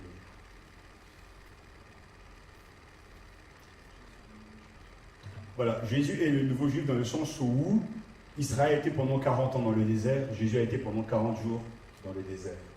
Ils ont connu la faim, Satan l'a tenté par rapport à la faim. Concernant le pouvoir, ils ont fait un veau d'orgue, Jésus a refusé. Donc Jésus refait le parcours, entre guillemets, d'Israël dans le désert, et pourtant pour eux c'était l'échec, mais pour Jésus c'est la victoire. Parce que nous savons que lorsqu'il quitte le désert, il est rempli du Saint-Esprit de feu, et les anges même sont en train de le servir. Donc Jésus est dans ce sens, et l'aboutissement de tout ce qui a été annoncé, là où Israël a échoué, Jésus a réussi.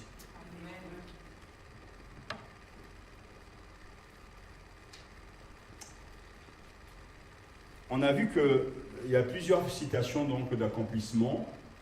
Vous en avez corrigé cet exercice, mais il y a ici voici 10 citations d'accomplissement. L'annonce à Joseph, le séjour en Égypte, le massacre des enfants de Bethléem, l'établissement à Nazareth, l'installation à Capharnaüm, les guérisons et exorcismes, la discrétion du serviteur aussi, lorsque il y a le secret messianique qui est toujours caché, les paraboles proclament des choses cachées, et puis l'entrée de Jésus à Jérusalem, et puis la mort de Judas. Tout donc avait été annoncé, et vous vous souvenez de la formule justement que tout a été donc tout a été annoncé par le prophète, bien par l'intermédiaire du prophète, et en Jésus, au temps de Jésus, les choses donc vont s'accomplir.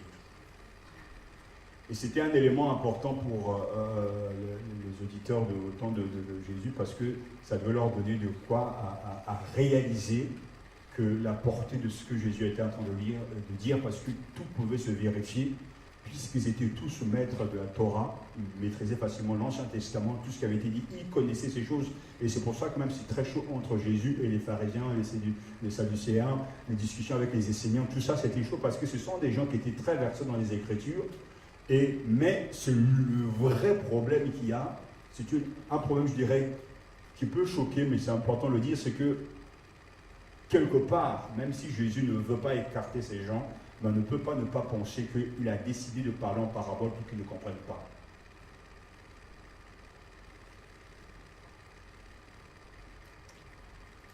Et pourquoi? Parce que si on prend simplement le silence de Dieu, parce qu'il explique bien, là je parle de manière générale, le Nouveau Testament dans l'Évangile selon Matthieu, il y a ceux du dehors et ceux qui sont ceux du dedans.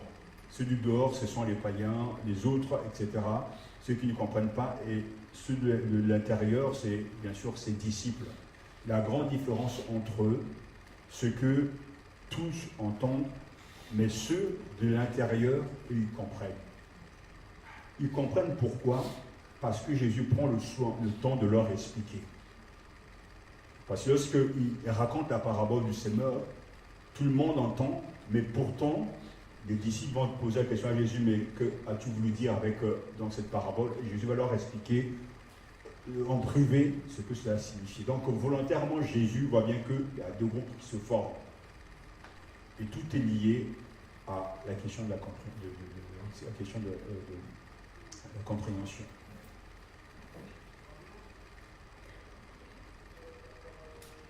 C'est peut-être ardu pour vous, mais c'est important d'en parler. Il est là aussi quand même que celui qui doit essayer de comprendre. Il y a Nicodème, il est là, mais il est quand même allé voir. Il avait quand même posé la question. À Jésus. Il est mort dans ce livre. Oui, comme je pense que la plus grande vertu de la vie chrétienne, La plus grande des vertus, c'est l'humilité. C'est-à-dire qu'un orgueilleux ne peut pas comprendre Dieu ni les choses de Dieu. C'est-à-dire que c'est quand même très flagrant. Paul, qui est considéré comme le grand apôtre, a été enseigné par qui? Attends, mais ça c'est la culture générale de la Bible. Paul a été enseigné par qui? Il a été arrêté par le Christ au chemin de Damas, mais qui a formé Paul? Gamaliel, ça c'était dans le monde.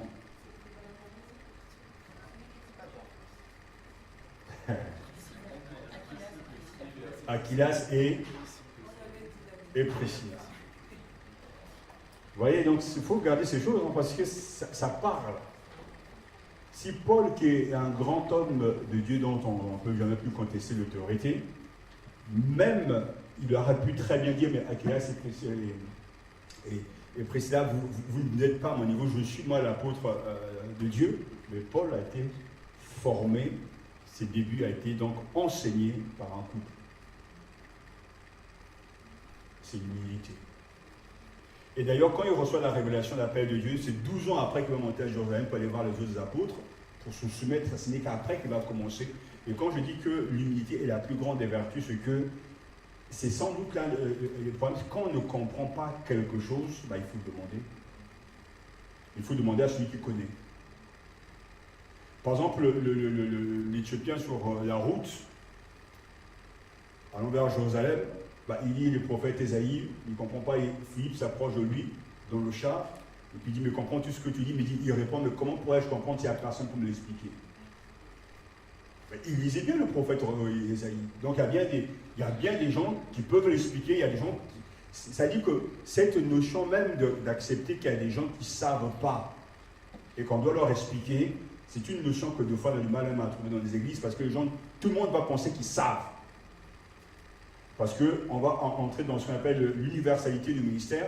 Tout le monde a reçu le Saint-Esprit, donc tout le monde sait. Mais en réalité, tout le monde en recevant le Saint-Esprit ne sait pas parce que Dieu a fait en sorte que dans n'importe quelle société, y compris la société qui est l'Église, il y a des gens qui pensent, d'autres qui doivent exécuter. Il y a des gens qui doivent suivre les ordres, entre guillemets, des autres. Tout le monde n'est pas à l'Élysée, tout le monde n'est pas à Matignon. Et quand il décide, on applique. Si le président dit qu'on va augmenter les impôts, mais qui va dire qu'on ne va pas les augmenter? Tout le monde va le faire. De toute façon, on ne pourra pas le faire, c'est une loi. Et que cette manière de cette hiérarchie, elle a toujours existé dans n'importe quelle société. Et la seule société où il n'y a pas d'ordre, c'est l'enfer. Parce que dans l'enfer, chacun fait ce qu'il veut. Mais c'est ça justement que c'est là aussi parce que j'ouvre aussi une petite parenthèse, parce qu'il y a souvent des gens qui disent aujourd'hui, je n'ai pas besoin d'une étude biblique, je peux lire ma Bible chez moi, le Saint-Esprit va me parler, c'est souvent, je dirais, une raison que les gens donnent, Dieu me parle à la maison, je n'en disconviens pas, Dieu te parle, mais Dieu ne pourra jamais tout te dire à la maison. Parce qu'il a décidé que tu dois venir dans l'église où il a donné des dons, pasteurs, enseignants à l'église pour les enseigner. Sinon, dès le début, ça a été très clair, il dit à tout le monde, tout le monde n'avait-il pas l'esprit au jour de la Pentecôte? Tout le monde avait reçu l'esprit au jour de la Pentecôte, tout le monde avait reçu de langue de feu, mais ils étaient pourtant tous assujettis à l'enseignement des apôtres. Ils étaient au pied des apôtres pour écouter, parce que c'était eux l'autorité. Et je termine par dire que dès le début, et c'est pour ça qu'on a des problèmes aujourd'hui, si celui qui s'appelle Satan en est arrivé là, c'est parce qu'il a voulu ne pas comprendre ce point-là. Il a voulu contester l'autorité du Créateur. Il a été précipité du ciel. C'est pour ça que l'orgueil, c'est le pire des vices. L'humilité, c'est la plus grande des vertus. Mais avoir l'humilité, c'est dur. Parce qu'il y a une parcelle d'orgueil dans chacun d'entre nous. Quand tu vas dire, tu ne dois pas faire comme ça, mais depuis quand on me parle comme ça? Depuis quand mais ça, c'est. Mais je suis son aîné, je suis. Ça passe partout. Mais si vous voulez que Dieu vous. Si vous voulez que Dieu vous parle, il faut être humble. Il faut savoir écouter les autres. Des fois, je participe à des conventions, même si je m'en vais participer, parce qu'il y a des gens aussi qui, moi, j'ai besoin d'écouter pour me médifier. Et je sais qu'il y a des gens qui sont meilleurs que moi dans l'enseignement. Ça ne pose pas de problème. Ils ne feront jamais ce que moi j'ai à faire. Ils feront moi non plus, papa, ce que Dieu, ce qu'il doit faire. Chacun à sa place. Mais je reconnais qu'il y a des niveaux.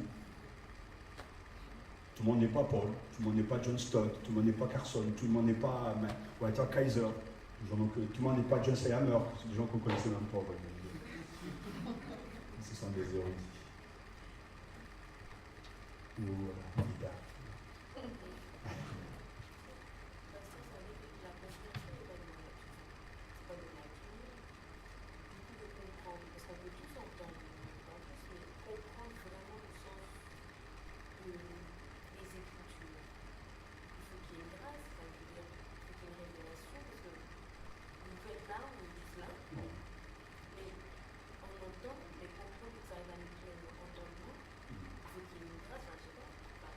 La réponse, je dirais, c'est une réponse un peu difficile parce que la question, elle est difficile en même temps simple. Parce que d'un côté, il y a plusieurs passages qui disent que l'homme s'endurcit lui-même. On peut fermer son cœur. Donc ça veut dire qu'on est responsable de notre échec spirituel, de notre faillite spirituelle. Et de l'autre côté, comme c'est le cas par exemple, c'est Dieu qui va ouvrir les yeux. Mais ce que je crois que on ne peut pas enlever la compréhension sans l'élection. C'est vrai que Dieu a choisi. Mais Dieu veut sauver le monde entier aussi. Il faut accepter les deux. Et on voit bien que c'est la démarche qui montre bien qu'il y a quelque chose qui va se faire, c'est-à-dire la disponibilité. Tout à l'heure, le frère a parlé de Nicodème. Nicodème, il a profité que Jésus soit là pour aller le voir. Parce que c'est là où c'est ça qui est flagrant. Jésus est disponible pour tous. Et moi, j'ai toujours cette conviction que Judas, mais je sais qu'il y a quelqu'un qui va me chercher, Judas pouvait être sauvé, même en accomplissant la volonté de Dieu. Mais comme je parle de décret, c'était écrit qu'il devait se pondre, c'est encore un autre problème.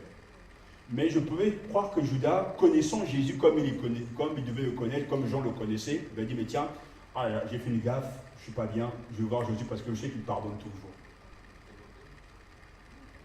Ce n'est pas simplement l'orgueil, mais au moment où il a vendu le maître, il était dans un état psychologique et spirituel invraisemblable, parce qu'il s'est rendu compte qu'il s'est fait avoir. Parce que je l'ai déjà dit que le problème de Judas, Judas n'était pas mauvais. Hein. Je pense qu'il était moins mauvais que Pierre. Mais il aimait l'argent. Et ça, c'était un vrai problème. Parce que Pierre, lui, il était très impulsif. Et lui, il va beaucoup plus loin que Judas.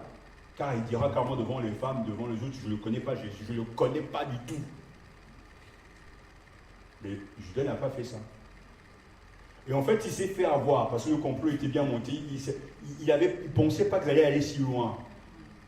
Mais bon, enfin bref. Et ce qui fait qu'à un moment donné, Judas aura pu très bien s'arrêter, mais bref, ça devait arriver parce que de toute façon, c'était écrit. Puis il devait se pendre, et puis il devait se loger dans le jardin.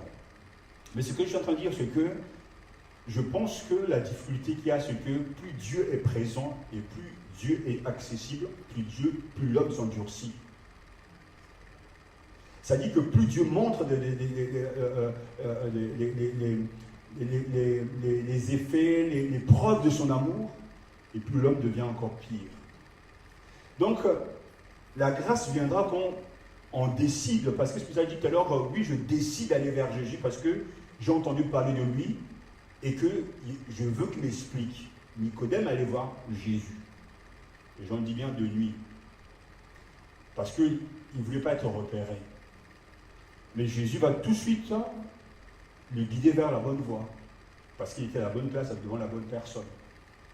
Et je crois que c'est ça qui fera qu'à la fin, c'est pas que les gens ont tellement entendu ont reçu tellement des preuves de l'amour de Dieu qu'ils ont refusé, qu'ils vont se perdre. Mais ça n'empêche pas que dans le contexte de Actes des Apôtres, où lorsque Paul prêchait, il y a des gens quand même qui dormaient même, et Dieu va ouvrir les yeux de Lydie. elle va comprendre ce que Paul est en train de prêcher. Donc c'est une grâce. Mais il y a ces deux dimensions dans le sens où je vous avais raconté que cette vision, c'est le sens que j'avais quand j'étais plus jeune à la foi. Et j'ai toujours pensé que ça illustre bien ce que ça veut dire. Ça veut dire que je dormais, je me suis trouvé en Israël. Et c'est comme si c'était encore hier. On me disait, voilà, Jésus est à tel endroit. Et je voyais simplement des gens qui quittaient l'endroit, qui passaient devant moi. Et ils disaient, voilà, j'étais boiteux, et maintenant je marche. L'autre qui passait devant moi, j'étais aveugle, maintenant je vois. Etc. Et moi, j'étais là, je voulais m'approcher de Jésus, je voulais le voir. Mais il y avait tellement de monde que je ne pouvais pas y avoir accès. C'est comme s'il y avait, je ne sais pas moi, 2 millions de personnes et moi j'ai beau bousculer, vouloir aller toucher Jésus, mais ceux qui étaient devant moi voulaient la même chose. Et moi, au fond de moi, j'étais conscient que je veux voir Jésus, je veux le toucher. Et finalement, il n'y a rien qui s'est passé. Et puis je me vois dans le songe que mon esprit, l'esprit de Dieu me ramène dans la cour de ma maison. Et toujours tout ça dans la vision. Et puis j'étais assis devant l'entrée de la maison. Et puis tout d'un coup, Jésus rentre dans la parcelle. Et je me réveille. Et ça m'a marqué cette histoire-là, parce que cette vision, pourquoi? Parce que, et je l'ai dit, c'est la leçon que je vais vous enseigner, c'est que quand quelqu'un désire Jésus, c'est comme un démon qui l'attire. Lui aussi vient. On peut être à 10 milliards, mais si tu le désires, il te voit là où tu es. Et il viendra pour toi. Et ça, c'est dans le cœur, ça se passe. Quand tu le cherches, il se laisse trouver. Ouais, de tout votre cœur. Parce que moi, j'étais conscient dans la vision que je veux le voir, mais je veux le voir. Mais Jésus est venu vers moi. En fait, en réalité, ça se passe comme ça. C'est lui qui vient vers nous. Mais c'est pour ça que la Bible dit dans Philippiens, c'est lui qui crée en nous de vouloir le faire, le désir même. Ça vient de Dieu aussi. Amen.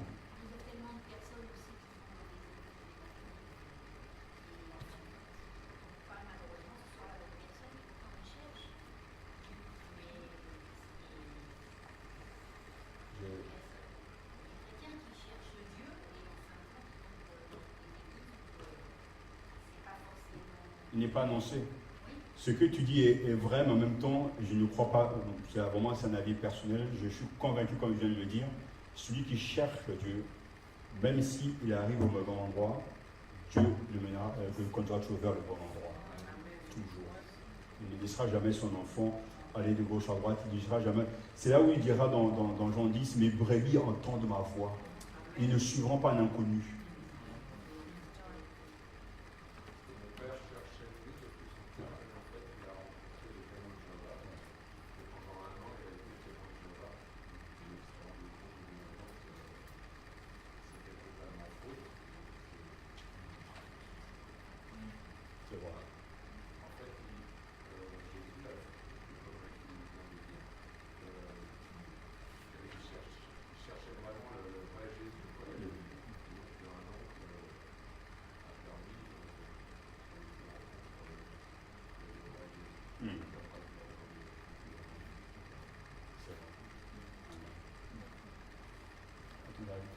Je ne sais pas si vous répondez à ta question, dans le sens où les deux éléments c'est-à-dire que il ne faut pas penser que c'est paradoxal, il ne faut pas penser que, comme je disais le dimanche, c'est que dans Jean 3,16, Dieu aime le monde.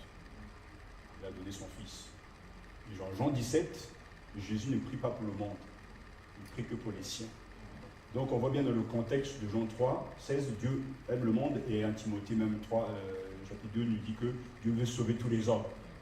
C'est là le désir de Dieu. Mais pourtant, il y a bien une réalité, c'est que même malgré cette offre d'amour pour tous les hommes, il y a ceux qui vont l'accepter et qui vont aller vers Jésus, et il y a ceux qui ne vont pas l'accepter. Et ceux qui vont aller vers Jésus, c'est pour eux que Jésus va prier. Parce qu'on personne ne pourra dire qu'en Jésus, il y a une contradiction, bien il y a des préférences. Non, c'est plutôt le fait que, un texte doit être vu un texte doit être interprété dans son contexte.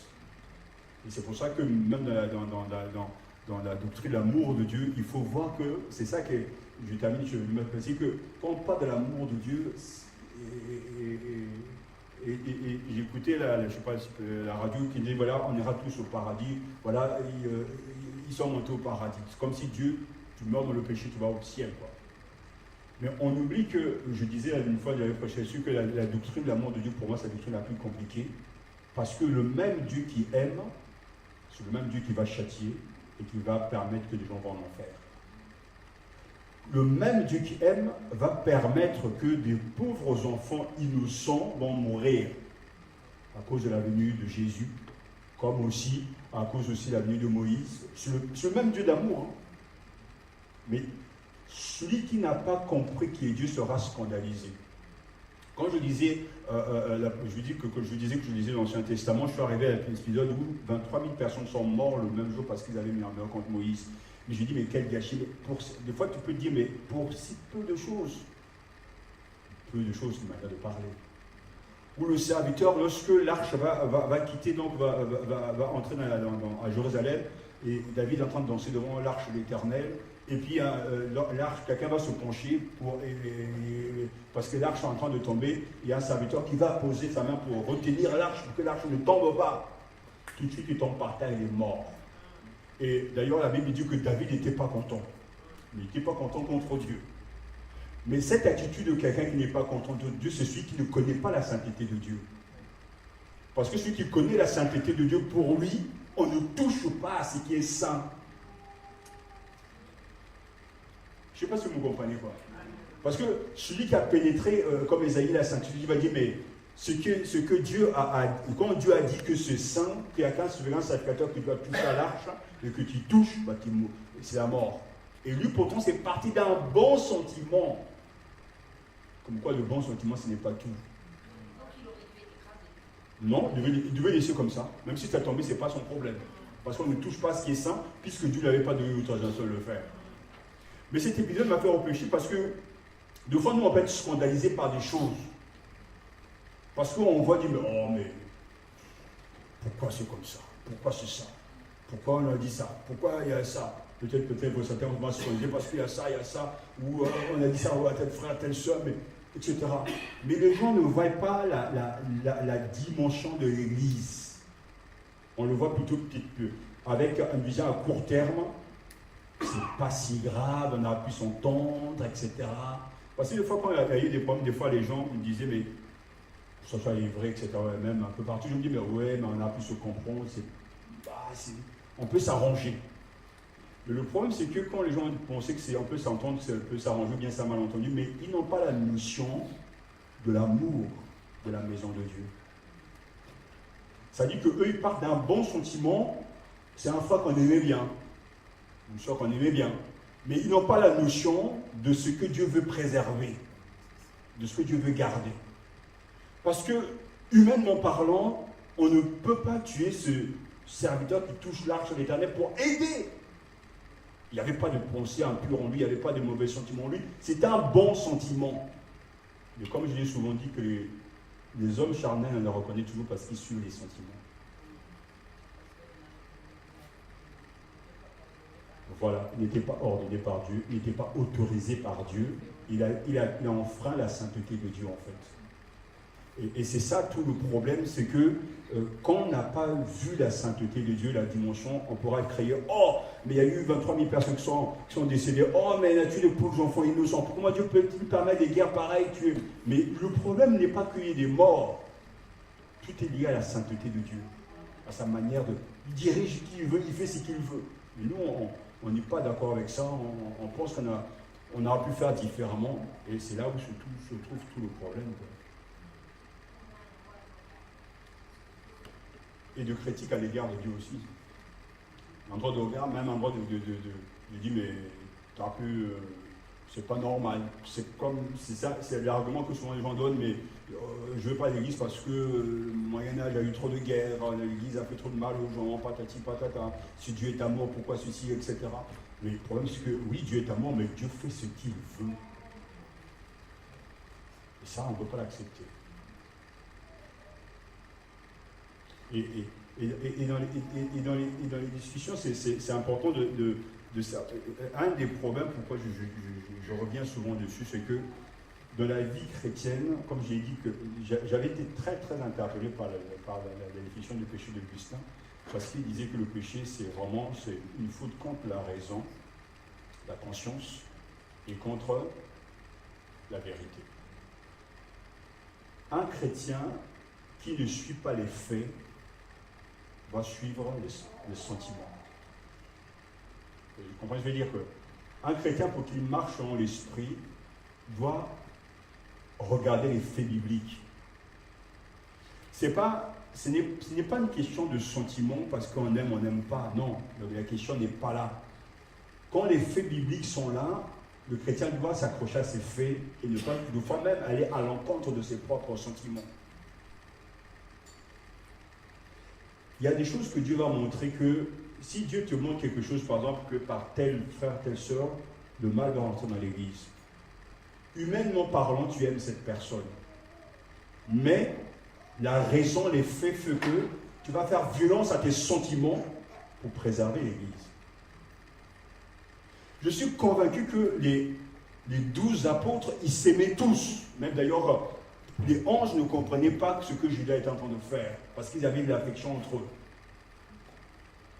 Mais est-ce qu'au moment où Judas est parti, est-ce qu'ils ont pleuré sur Judas? Non, ils n'ont pas pleuré parce qu'ils savaient que de toute façon, il devait être remplacé. Parce que les faits, ça n'a rien à voir avec les sentiments. Quand on est en responsabilité, et c'est une leçon que je veux toujours enseigner à mes responsables, on ne peut pas écouter ses sentiments. On doit écouter les faits. Si je sais qu'en arrachant cette brebis, ça va épargner le reste du troupeau, je le ferai sans état d'âme.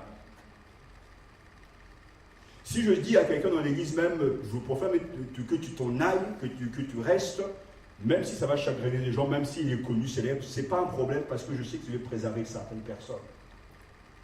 Et ça, on n'ose pas le faire parce qu'on n'a pas peur de Dieu, parce que les gens sont toujours dirigés par les sentiments. Et jamais par les faits bibliques. Et je sais que c'est une vérité que beaucoup ne comprendront pas parce que je crois qu'ils n'aiment pas suffisamment l'Église et le Christ. Personne ne peut prendre une décision aussi difficile par exemple,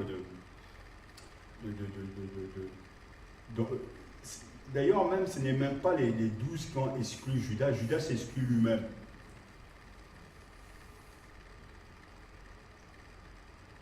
Je ne sais pas si vous me comprenez ce que je suis en train de dire. L'Église et la maison de Dieu, c'est la colonne de la vérité. Et c'est... Mon père qui était juge, il me disait toujours que justement, tu dois réfléchir avec ta tête, non pas avec tes sentiments. Parce qu'en tant que juge, il a tellement vu des gens qui mentaient qu'on peut facilement se laisser émouvoir.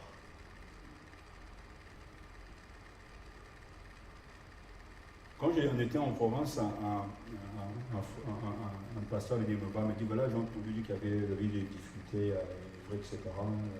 Qu'est-ce qui s'est passé? Parce qu'en plus, c'était assez sérieux. J'ai dit voilà. J'étais avec mon épouse et puis on était là avec deux pasteurs. On a dit voilà, je veux te faire le compte rendu, mais le compte rendu que je vais te faire, c'est ce qui s'est passé lors de l'Assemblée générale. Parce que je peux te donner mon point de vue à moi et je peux te guider dans le sens que moi je veux. Et tu vas m'aimer. Mais je te donne le compte rendu de l'Assemblée générale parce qu'il y a eu plusieurs témoins et que tu peux vérifier tout ce que je te dis.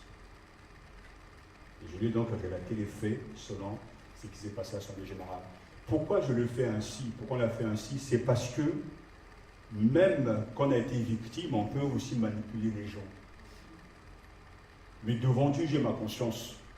Dis, ce que je te dis, tu peux le vérifier, un procès verbal, tu peux vérifier tout ce que je te dis. Quand tu parles ainsi, tu agis comme ça, tu conduis les gens vers des faits et non pas vers toi. Parce qu'un des pièges qui fait que des fois l'église ne fonctionne pas bien, c'est que il y a des groupes qui vont se former à l'église à cause de l'amitié. À cause de l'amitié, il y a pratiquement un groupe qui va aller à gauche, un groupe qui va aller à droite. Parce que je doute, excusez-moi, je ne crois pas un seul instant que quelqu'un est dans son groupe, quand on parle mal de son copain, il va s'opposer à l'autre. Je ne le crois pas, j'ai suffisamment cette expérience. Si on vient parler mal de mon ami Michel, je vais réagir parce que c'est mon ami Michel. Mais ça ne va pas m'empêcher, Michel, est-ce que ça s'est passé comme ça? Dis-moi, les yeux dans les yeux. Et même en tant qu'ami, on ne peut pas se mentir parce qu'on veut protéger son ami. Mais on sait que la puissance des sentiments font qu'on va toujours dans le sens des gens que l'on aime. Et c'est ce qui fait que, par exemple, même quand je veux prononcer le nom de quelqu'un qui est peut-être dans tel groupe, tel milieu, je sais que dès que je prononce ce nom, c'est tout un groupe que je prononce en fait. Parce qu'ils sont liés. Pourtant, c'est bien.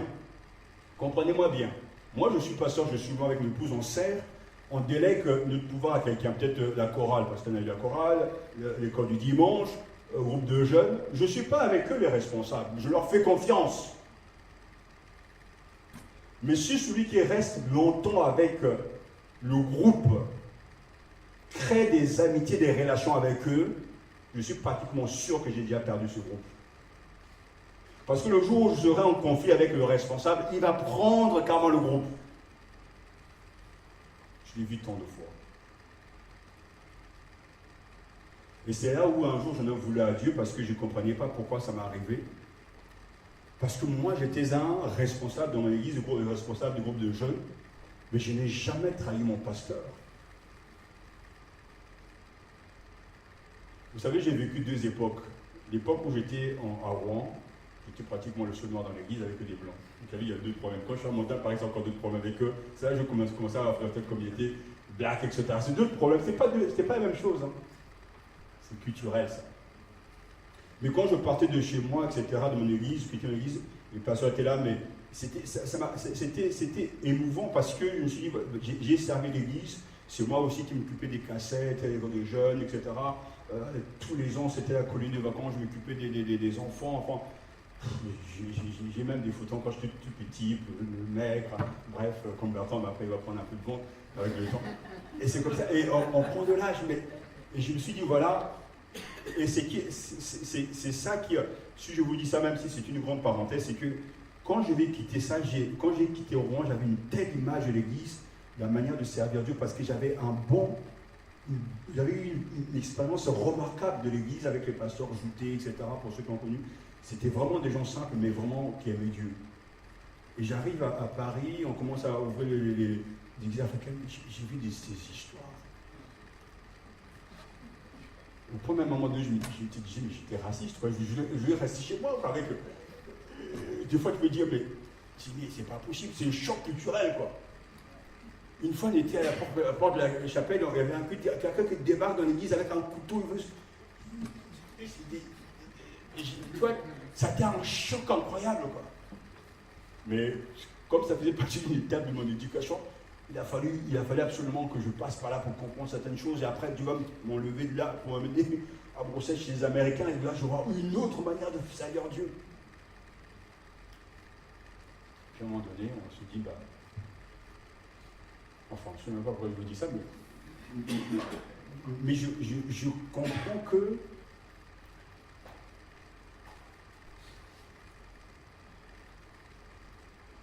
la confiance, ça se mérite. Hein. Et malheureusement, on perd des gens aujourd'hui parce que c'est l'influence des sentiments.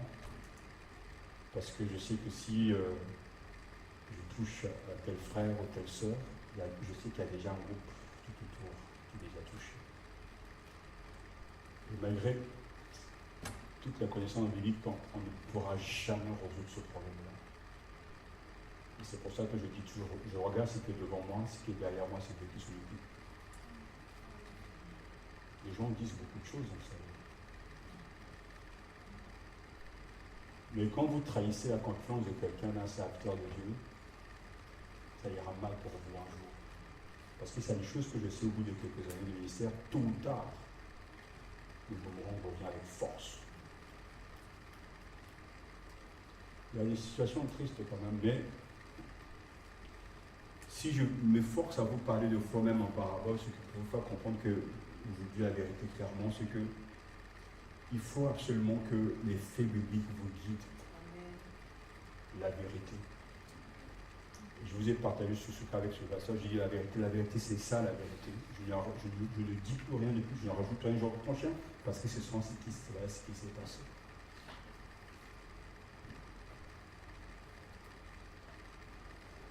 La conscience est une grâce que Dieu nous donne, mais on peut aussi l'éduquer.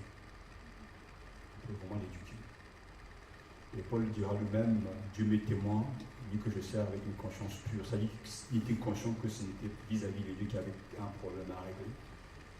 Et si je me permets de prendre cette parenthèse, c'est que les faits sont là. Soyez des hommes de l'esprit. Donc des hommes de faits, des femmes des faits bibliques. Si on vient me dire que ma propre sœur se comporte mal, malgré tout l'amour que j'ai, et d'avoir le ça, je vais la rectifier par amour pour elle. Parce que il y a ce sens-là, mais parce que je ne veux pas voir ma sœur aller en enfer.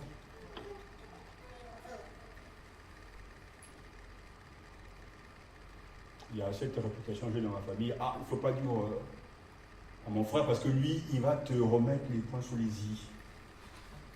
Et j'aime bien cette réputation, Parce que on vous priez pour les vôtres, mais vous aimez de l'amour de Dieu et pas l'amour simplement humain. Je ne les aiderai jamais comme ça.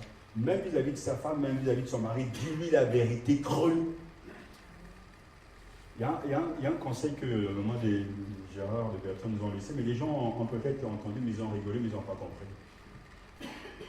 Parce qu'elle avait dit que ce jour, le samedi, il y a 15 jours, quand vous êtes dans un couple, l'année 2, et si quelqu'un vient de l'extérieur, dit, voilà, j'ai vu ton mari à tel endroit, ou ta femme à tel endroit, toi tu ne verrais pas, est-ce que j'étais délégué pour aller les surveiller? Est-ce que j'ai fait de toi mon détective privé? Il y a des gens qui rentrent dans les foyers comme ça. Dans les foyers, il y a au moins 20 personnes. Celui qui a l'expérience peut comprendre de quoi il s'agit, quoi. Parce que même les témoins peuvent vous détruire, comme les gens extérieurs peuvent vous détruire. Mais pourtant, l'affaire est entre vous deux. Mais il y a cette maladie que nous avons. Dès qu'on veut dire quelque chose, on veut entendre. Et la nuit, on ne dort plus. Et l'onction ne passe plus. C'est le pasteur Butler qui a raconté ça un jour, il devait prêcher dans une église. C'était un pasteur américain. Dès qu'il est arrivé, il avait même passé un temps de jeûne et prière, mais il prêchait à rien qui se passe dans l'église. Et puis Dieu lui a dit, mais il y a des chemins dans la tête des gens. Parce qu'il y a quelqu'un qui est passé pour dire des choses. Vous savez, le pasteur Butler a quitté les États-Unis, il a pris l'argent de la caisse de l'église. Alors qu'en fait, il s'en avait fait un don. Mais comme les gens allaient écouter maintenant, quand même quand ils prêchent, ça ne passe pas. Il y a souvent des gens qui pensent billets volés. Ça ne passe pas. Il y a un chemin. Quelqu'un est passé par là, il a marché. Le gars, lui-même, il rentre au mariage, mais même il prêche avec l'onction, mais il n'y a rien qui passe. Dans la tête des gens, billets volés. C'est horrible, mais c'est tragique, mais malheureusement, c'est souvent comme ça. Protégeons nos cœurs, alléluia. Voilà, on va aller vers la fin. Est-ce qu'il y a des questions? Oui, c'est pas mal. J'aimerais savoir, est-ce que c'est possible de conseiller, quel conseil donner à une personne qui a été déçue par exemple dans les églises et qui du coup décide par exemple, comme on a dit tout à l'heure, de rester chez eux en disant ou de pouvoir aller être entre deux, trois frères, de se dire c'est un âge d'être commun, de se dire bon bah c'est difficile entre nous parce qu'on a été déçus, parce que les églises on est allé, bah, c'est toujours à un moment donné ça picote et puis on ne sait plus croire et on se retrouve malheureusement en se disant bah, je préfère au moins rester chez moi je me protège de tout cet effet-là. Enfin, je sais pas, est-ce qu'il y a des conseils à leur donner ou est-ce que bah, peut-être c'est de chercher à faire ce que je sais pas, comment ça peut se faire? Moi, je répondrais qu'il faut être honnête. Et en général, la déception est liée à l'ignorance. Dans le sens où, quand tu n'as pas reçu un enseignement biblique concernant l'Église, tu seras très vite désarçonné, vite découragé. Parce que les gens idéalisent l'Église, de manière générale l'Église locale. Ils ne font pas la différence entre l'Église cachée, universelle, qui est connue que de Dieu seul, et l'Église locale. Et dans n'importe quelle Église, d'abord le premier argument qu'il faut expliquer, c'est que tous les textes à part, l'épître aux Romains, mais en général, aux Romains aussi, les lettres que nous avons, les épîtres que nous avons, ce sont des réponses de Dieu à des gens, à des églises qui avaient des problèmes. Dans toutes les épîtres. Les églises, l'église à Corinthe avait des problèmes. Ils ont envoyé du courrier à Paul. Paul répond de la part de Dieu pour résoudre ces problèmes. Pourtant, cette église à Corinthe, c'est une église qui a été implantée, fondée par Paul. Et Paul y a travaillé pendant plusieurs années, mais pourtant, il y a des problèmes. C'est tout à fait normal qu'il y ait des problèmes. Ça, il faut que ça soit clair. Dans n'importe quelle église locale, c'est tout à fait normal qu'il y ait des problèmes. Maintenant, il y a des degrés de problèmes. Je prends des cas, par exemple, il y a une fausse doctrine, ça c'est un problème grave. Les gens qui créent les divisions, c'est un problème grave qui peut conduire à des expulsions. Mais de manière générale, que ce soit pour ceux qui dirigent, nous donc les pasteurs, nous aussi, nous commettrons des erreurs, je dirais des erreurs terre à terre. Si ce sont des erreurs d'un point de vue doctrinal, là ça devient grave. Mais de manière générale, donc, dans l'église locale, il y aura toujours des difficultés, et Jésus même le reconnaît lui-même, parce que dans un moment donné, dans les évangiles, il dira que il n'est pas impossible qu'il n'y ait point de scandale dans l'église. Donc ça dit que ça a toujours existé au temps de Jésus, et ça existera toujours. La perfection, d'un point de vue humain, n'existe pas. Maintenant, il faut faire attention à l'église où tu vas aller. C'est sûr que si, par exemple, ceux qui dirigent l'église vivent une vie désordonnée, là, c'est un problème qu'il faudra absolument résoudre sagement. De quelle manière? Peut-être en faisant appel à un pasteur qui sert Dieu correctement pour régler ça, parce qu'il ne s'agit pas non plus d'aller dénoncer tout ce qui se passe. Je ne sais pas si vous étiez là au moment où on était à Évry, j'avais invité un pasteur connu de Suisse qui était alcoolique, qui avait donné son témoignage. Et ce frère était dans son église là-bas en Suisse. Et quand on l'a annoncé, il a dit à l'église qu'il était alcoolique, les gens ne sont pas partis dehors en train d'envoyer des textos de gauche à droite. Ils l'ont plutôt entouré pour l'aider. Et j'ai dit, mais cet homme a été béni parce que dans certains milieux, si tu vas dire que tu es alcoolique, mais c'est fini pour toi, on t'enterre, quoi. Là, tu es mort. Mais on voit bien que les chrétiens de cette église étaient vraiment matures et sages parce qu'ils ont cherché à aider leur pasteur par rapport à ce point-là. Parce que là, je parle moins d'un cas pourtant personnel, mais qui a pu être réglé sagement. Et pourtant, ce pasteur même qui nous en parle, et qui avait même écrit un livre pour témoigner comment Dieu a aidé. Il a pu arriver à ce stade-là parce qu'il a été entouré par des bons chrétiens. Alors que souvent dans le milieu, à nous, alors là, ce sont des munitions que tu te donnes pour te descendre, quoi. Donc, c'est important de savoir que même si le problème touche les dirigeants, il y a une manière de régler ça. On peut toujours trouver quelqu'un, un pasteur extérieur à qui tu peux en parler, puis, etc. Donc, il faut absolument faire comprendre à ces gens qui partent que des problèmes dans l'église locale, il y a des problèmes, et c'est tout à fait normal. Il n'y a rien de choquant parce que c'est biblique. Maintenant, sa manière de partir, cette attitude que la personne a dit, voilà, j'étais déçu, je m'en vais, etc., je reste chez moi, c'est une attitude qui n'est pas biblique. Parce que tout le monde a été déçu à un moment donné, et si tout le monde faisait comme ça, ben, il n'y aura plus d'église. Mais la Bible dit justement, c'est pour ça qu'il y a plusieurs exhortations, supportez-vous les uns des autres, soyez patients, aimez-vous les uns des autres. Donc toutes ces injonctions sont pour que l'église puisse arriver à se supporter. Parce que, à moins de trouver quelqu'un à qui on a donné un avertissement qui ne se répand pas et qui persiste, là on peut l'expulser. Mais quelqu'un qui a commis une erreur, qui se répand, doit intégrer l'église sans problème. Mais ces gens qui s'excluent, en fait, c'est une forme d'orgueil simplement. Parce que je me dis, voilà, j'étais déçu. Mais eux-mêmes aussi, il faudrait les faire pousser à il faut les faire pousser. Mais si tu as été déçu, tu as aussi déçu des gens. Et le fait que Dieu nous supporte, on peut aussi nous supporter les uns les autres. Maintenant, tu peux aussi lui dire, voilà, même si tu as été déçu dans telle église, avec les arguments que je te donne, avec les arguments que tu peux chercher une église, Ça ne sert à rien de dire à la personne, par exemple, voilà, tu vas prier, tu vas rester dans la face de Dieu pour chercher sa volonté, parce qu'en réalité, sa volonté elle est déjà claire. Tu dois faire partie d'une église locale où tu dois être nourri, où toi aussi tu dois apporter quelque chose. C'est parce que c'est l'église. Maintenant, par contre, les critères qui vont te permettre de choisir une église selon Dieu, ce sont des critères avant tout évangéliques, bibliques.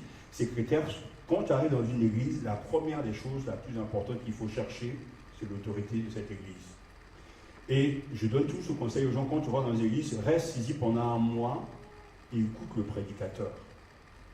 Si ici prêche la parole, et que cette parole, tu peux être chez toi, vérifier en prenant les notes, que ce qu'il dit est conforme à ce qui est écrit, tu es à la bonne place. Que dans cette église, il y ait ou pas de chorale, qu'il y ait un groupe de jeunes ou pas, ça c'est secondaire. Mais ce qui sauve l'âme, ce qui nourrit l'âme, c'est la parole de Dieu. Et c'est pour ça que je dis que reste pendant un mois dans cette église, écoute la prédication. Parce que c'est par rapport à ça que tu dois te situer. Maintenant, quand tu as compris que l'autorité des Écritures est respectée dans cette église, tu peux voir tout ce qu'il y a tout autour, que les apôtres nous ont laissé. Y a-t-il des communions fraternelles, groupe de jeunes, groupe peut-être des anciens, service de baptême, etc. Toutes ces choses qui sont en fait des périphériques, quoi. Mais à la base, c'est la prédication. Est-ce que la louange, elle a sa place dans cette assemblée?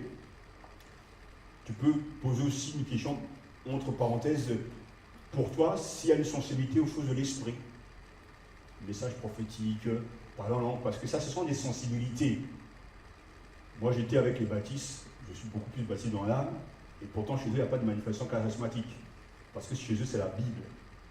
Mais j'ai une sensibilité charismatique, parce que j'ai aussi grandi dans le mouvement charismatique. Donc, je crois aux dons spirituels aujourd'hui. Mais jamais je ne refuserais d'aller dans une église en tant que pasteur parce qu'il n'y a pas de manifestation charismatique. Parce que pour moi, ce n'est qu'une sensibilité.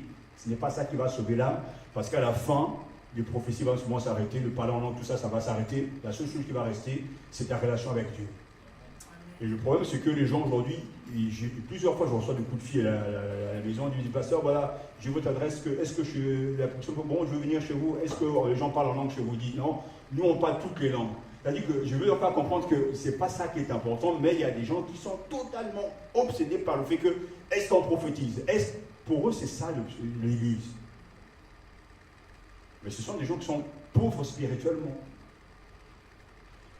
Ça, c'est le conseil que je peux donner par rapport, donc, tu vois, les fondements, l'autorité des Écritures, la communion fraternelle, la prière, etc. Maintenant, si par exemple dans cette église, il n'y a pas de chorale, si tu as un talent, rentre dans cette église, sois-en membre, et puis après, monte une chorale. Et la dernière chose que je vais dire aussi, c'est très très important que les gens comprennent que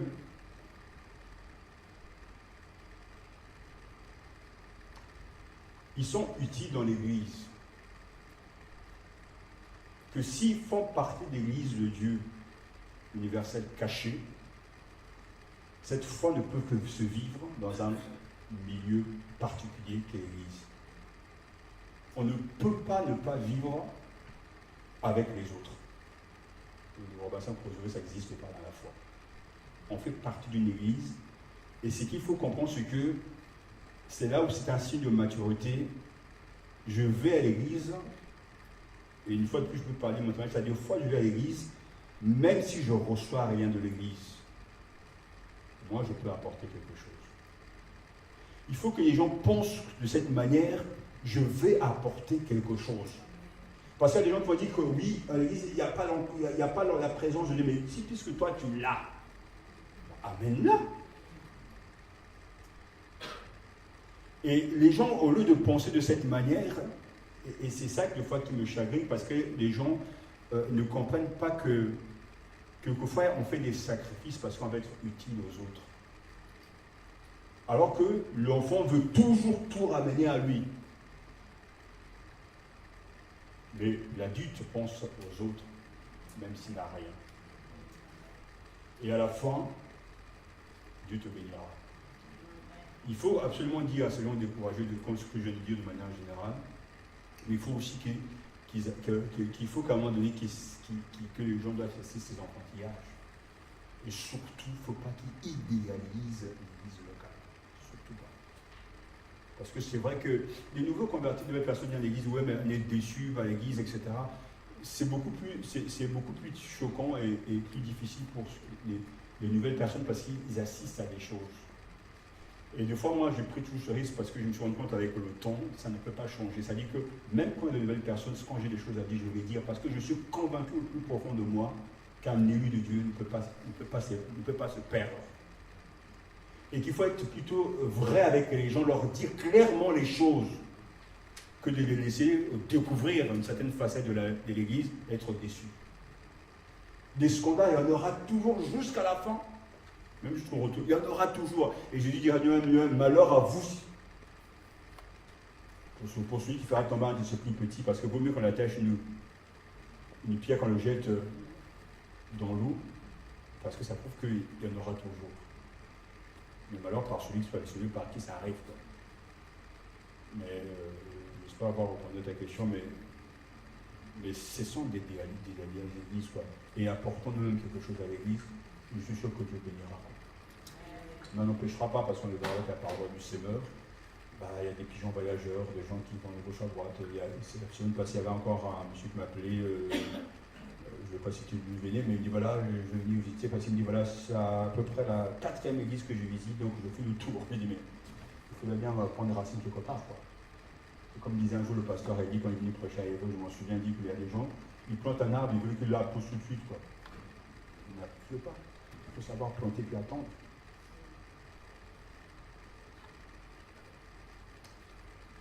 Voilà pour ce soir. Je ne sais pas, il a bien pris. On va rendre grâce au Seigneur. Même si on a écrit, on a ce principe que se lancer on respecte l'heure parce que c'est pour nous-mêmes notre conscience. On va donc rendre grâce au Seigneur. Vous avez vu donc les textes de ce soir, vous prenez le temps de les lire parce qu'on va les voir ensemble. C'est 3 textes. On va les lire donc on les verra ensemble.